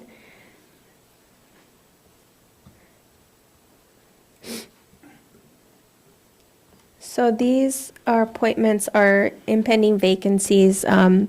It's just procedure. At the end of the year, we have expiring seats. The mayor has reviewed all the applications received. We advertised the impending vacancies required by Borough Code on October 8th and October 25 of 2024 on the Daily Mirror. The application deadline was November 15th, and all of those applications are attached in the packet, as well as the mayor's decision on the appointees. There are other appointments as well, I believe, after this one that are not included. It's a separate item. I am happy to answer any questions if you have any. Any questions? Roll call vote on the motion. Mr. Griffin. Cruel. Yes. Mr. Johnson. Yes. Mr. Sherritt. Yes. Mr. Smiley. Yes. Mr. Whiteside. Yes. Mr. Ames. Yes. Would anyone like to change their vote? Motion passes 6-0. All right, next one is a confirmation of assembly appointment to the Bayview Road Service Area Board of Mr. Eric Grupp. Move to confirm the assembly appointment of Mr. Eric Grupp to the Bayview Road Service Area Board for a term to expire October 2026. Is there a second? It's been moved and seconded. Staff report, Lena? Thank you, Mr. Mayor. The application was received from Mr. Grupp on November 10th. There are currently 2 vacant seats on the Bayview Road Service area. Quite frankly, it is very challenging to find members to join these boards. His appointment will assign him to a vacant seat to expire on October of 2026. The application was forwarded to the service area members, and Mr. Roberts expressed that they have no objection to Mr. Grupp joining the board and encouraged the assembly to approve the appointment, and the clerk's office also requests for the approval. The reason why this one's separate is the board makes a recommendation on there. And where the other ones were assembly appointments to those Board of Equalization and the Tidegate service area on there. So any further questions on this? Roll call vote on the motion, please. Mr. Johnson? Yes. Mr. Sherritt? Yes. Mr. Smiley? Yes. Mr. Whiteside? Yes. Mr. Ames? Yes. Would anyone like to change their vote? Mr. Griffin, yes. Mr. Griffin. Sorry about that. We're getting close to the end here. Dr. Griffin, yes. Dr. Griffin, would you like to vote on the motion? Would anyone like to change their vote? Motion passes 6-0. All right. Next item is declaring a seat vacant On the Solid Waste Advisory Board, Ms. Terry Pruitt. Jared. Move to accept with regret the resignation of Terry Pruitt on the Solid Waste Advisory Board effective November 11th, 2024, and direct the Borough Clerk to advertise the vacancy per Borough Code 2.100.070D. Second. It's been moved and seconded. Staff report, Lena? Thank you, Mr. Mayor. The clerk's office received Ms. Pruitt's resignation on November 11, 2024, and we would like to extend our gratitude to Ms. Pruitt for her valuable contributions to the board. Her departure will result in a vacancy that is set to expire in December of 2025. That's all I have. Scott. I want to thank Mrs. Pruitt for her service on this board and also for the articles she wrote in the Daily Mirror, which were really good. I mean, really good. So congratulations to her, and I hope she has a happy holiday. Thank you. Any other discussion? I agree. I worked with her on the Solid Waste Advisory Board over the years, so it was a pleasure. Thank you. Seeing no other discussion, roll call vote on the motion, please. Mr. Sherritt? Yes. Mr. Smiley? Yes. Mr. Whiteside? Yes. Mr. Ames? Yes. Mr. Griffin? Yes. Mr. Johnson? Yes. Would anyone like to change their vote? Motion passes 6-0. Next item is declaring a seat vacant on the Planning and Zoning Commission. Mr. Kent Cross. Jared?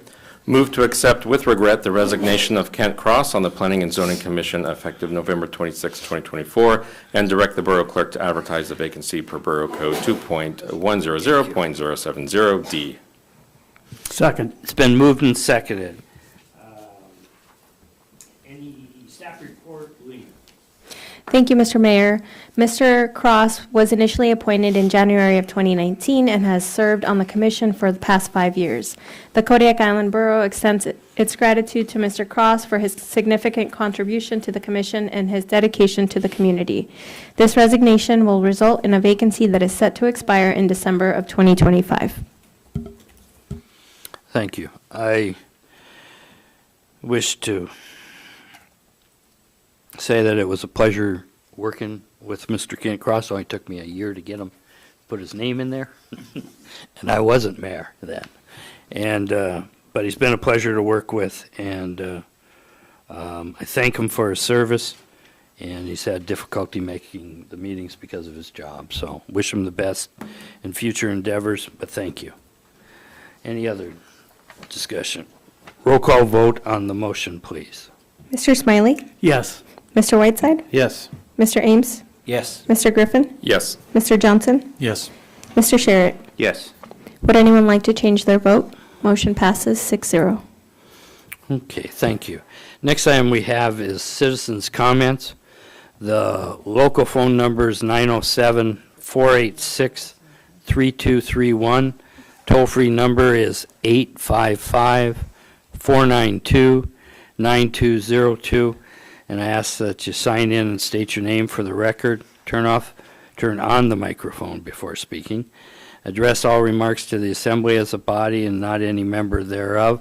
If calling in, please turn off any listening devices to prevent feedback. Seema. Good morning, afternoon, evening. This meeting's been going along.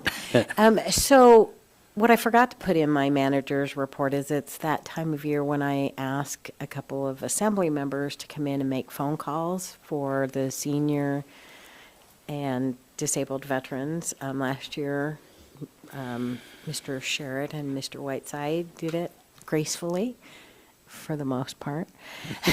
But if anybody else is interested, we'd like to do it on January 6th. And we can set up a time. I will email everybody on their assembly email, and you guys can say yay or nay. And then Amy will do any follow-ups on the 13th. So we'll make 2 phone calls, and we have a set of postcards going out this week, hopefully, to remind everybody. But if I could get at least 2 of you to come in, it'd be appreciated. Thank you. Thank you. Thank you. Anyone else wishing to speak under audience comments or call in, please do so at this time. Seeing none, we'll move to assembly member comments. Bo, start with you, please. Thanks, everyone, for the discussion and a long meeting. I'll just leave with happy holidays to everyone, and please be safe and be kind to each other. Jared. I have a couple of things. The past few weeks, the auditorium has been hopping. There have been so many events and performances and meetings. Thousands of people have been at the auditorium over the past few weeks. And so just want to throw that out there as we're going to start to look at budget and CIP and things like that. Speaking of CIP, I forgot to mention during my Swansea report that we heard from folks, and especially folks at DOT, that, or some advice from them was CIP lists were, they're getting advice to focus on projects that are 5 years out, and that the organization or municipality has already put funds toward. So I thought that was also a good reminder as we start to look at those conversations. The superintendent of the school district sent out an email this afternoon with a timeline on decisions being made about possible school building closure or realignment, might have been the word they used. So I take a break this holiday, but it's a very rapid process, and I know this community doesn't like to be taken by surprise, but this one it's only going to take 13 days. The recommendation comes out, I think, early January, and then they're going to make a decision about 13 days later. I think they intend to reach out to the community, but I hope everybody, if there's anybody still listening, or make sure that you pay attention to that, because it's going to come and go fast. And and I think that the assembly should also be, we should also be talking about the ramifications of that for us too. Let's see. What else? I think I will stop there. Merry Christmas, Happy Holidays to the staff. And to the borough manager, Amy, and her family, a special holiday for them this week, or next week. Okay, that's it. Dave. Thank you, Mr. Mayor. I, too, will try to be very brief. It's been a long night. I'd like to thank our new advisory board members who stepped up and were appointed tonight. I will reiterate my thought that it'd be great if they were here for interviews prior to that vote taking place. I really would like to thank staff for finding a way to keep the touch tank open for the holidays for a few hours. Like, that's going to be a really great benefit for local kids. With that, thank our staff for stepping up in the absence of our manager, and I'd like to thank and recognize our manager, who's doing a hell of a job with a pretty difficult cast of characters, so sitting up here. So if Amy's listening, thank you very much, and you're in our thoughts. These restaurant eating place licenses. Talked to a friend of mine who's affiliated with CHAR, and my understanding is that there's absolutely no reason for Kodiak to be limited to 4 of these. And I know the city had tried to apply for more, and we're kind of given the palm from AMCO because of some zoning laws and the borough's role in that. I know I'm new to this group, but I would be very interested, if no one else has, in volunteering to work with the city to figure out a way to get a application back in front of AMCO to increase the number of licenses in our community. We have with what, 8,000 people on the road system. There's really no good reason to be limited to 4 licenses. 10,000 people on the road system. There you go. So that number should be higher, and that was even before these new rules were passed. Now there's absolutely no reason for that number not to be higher. Okay. Thank you. Steve.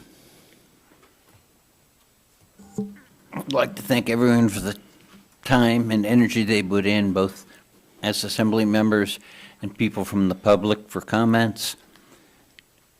We really need public comments because we are supposed to represent the borough of Kodiak, and therefore, my number's on the website.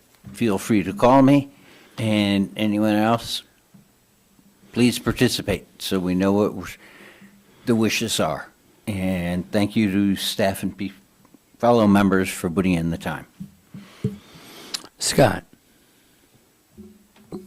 I got through a lot of business tonight, and it was surprisingly smooth. I'm really encouraged by that. I hope everybody has happy holidays. Thank you. Ryan? Thank you. So we didn't have an opportunity to ask questions after the borough manager's report, so I'll use my opportunity here and piggyback off of an earlier comment. Based on what's going on with the school district, I would love to see borough staff prepare some sort of a contingency plan if we receive Maine back or North Star back, and what that looks like to us, not only from an operational standpoint, but from a financial liability.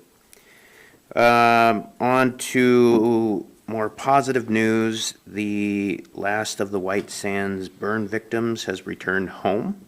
So everyone that was medevac to Anchorage has now returned.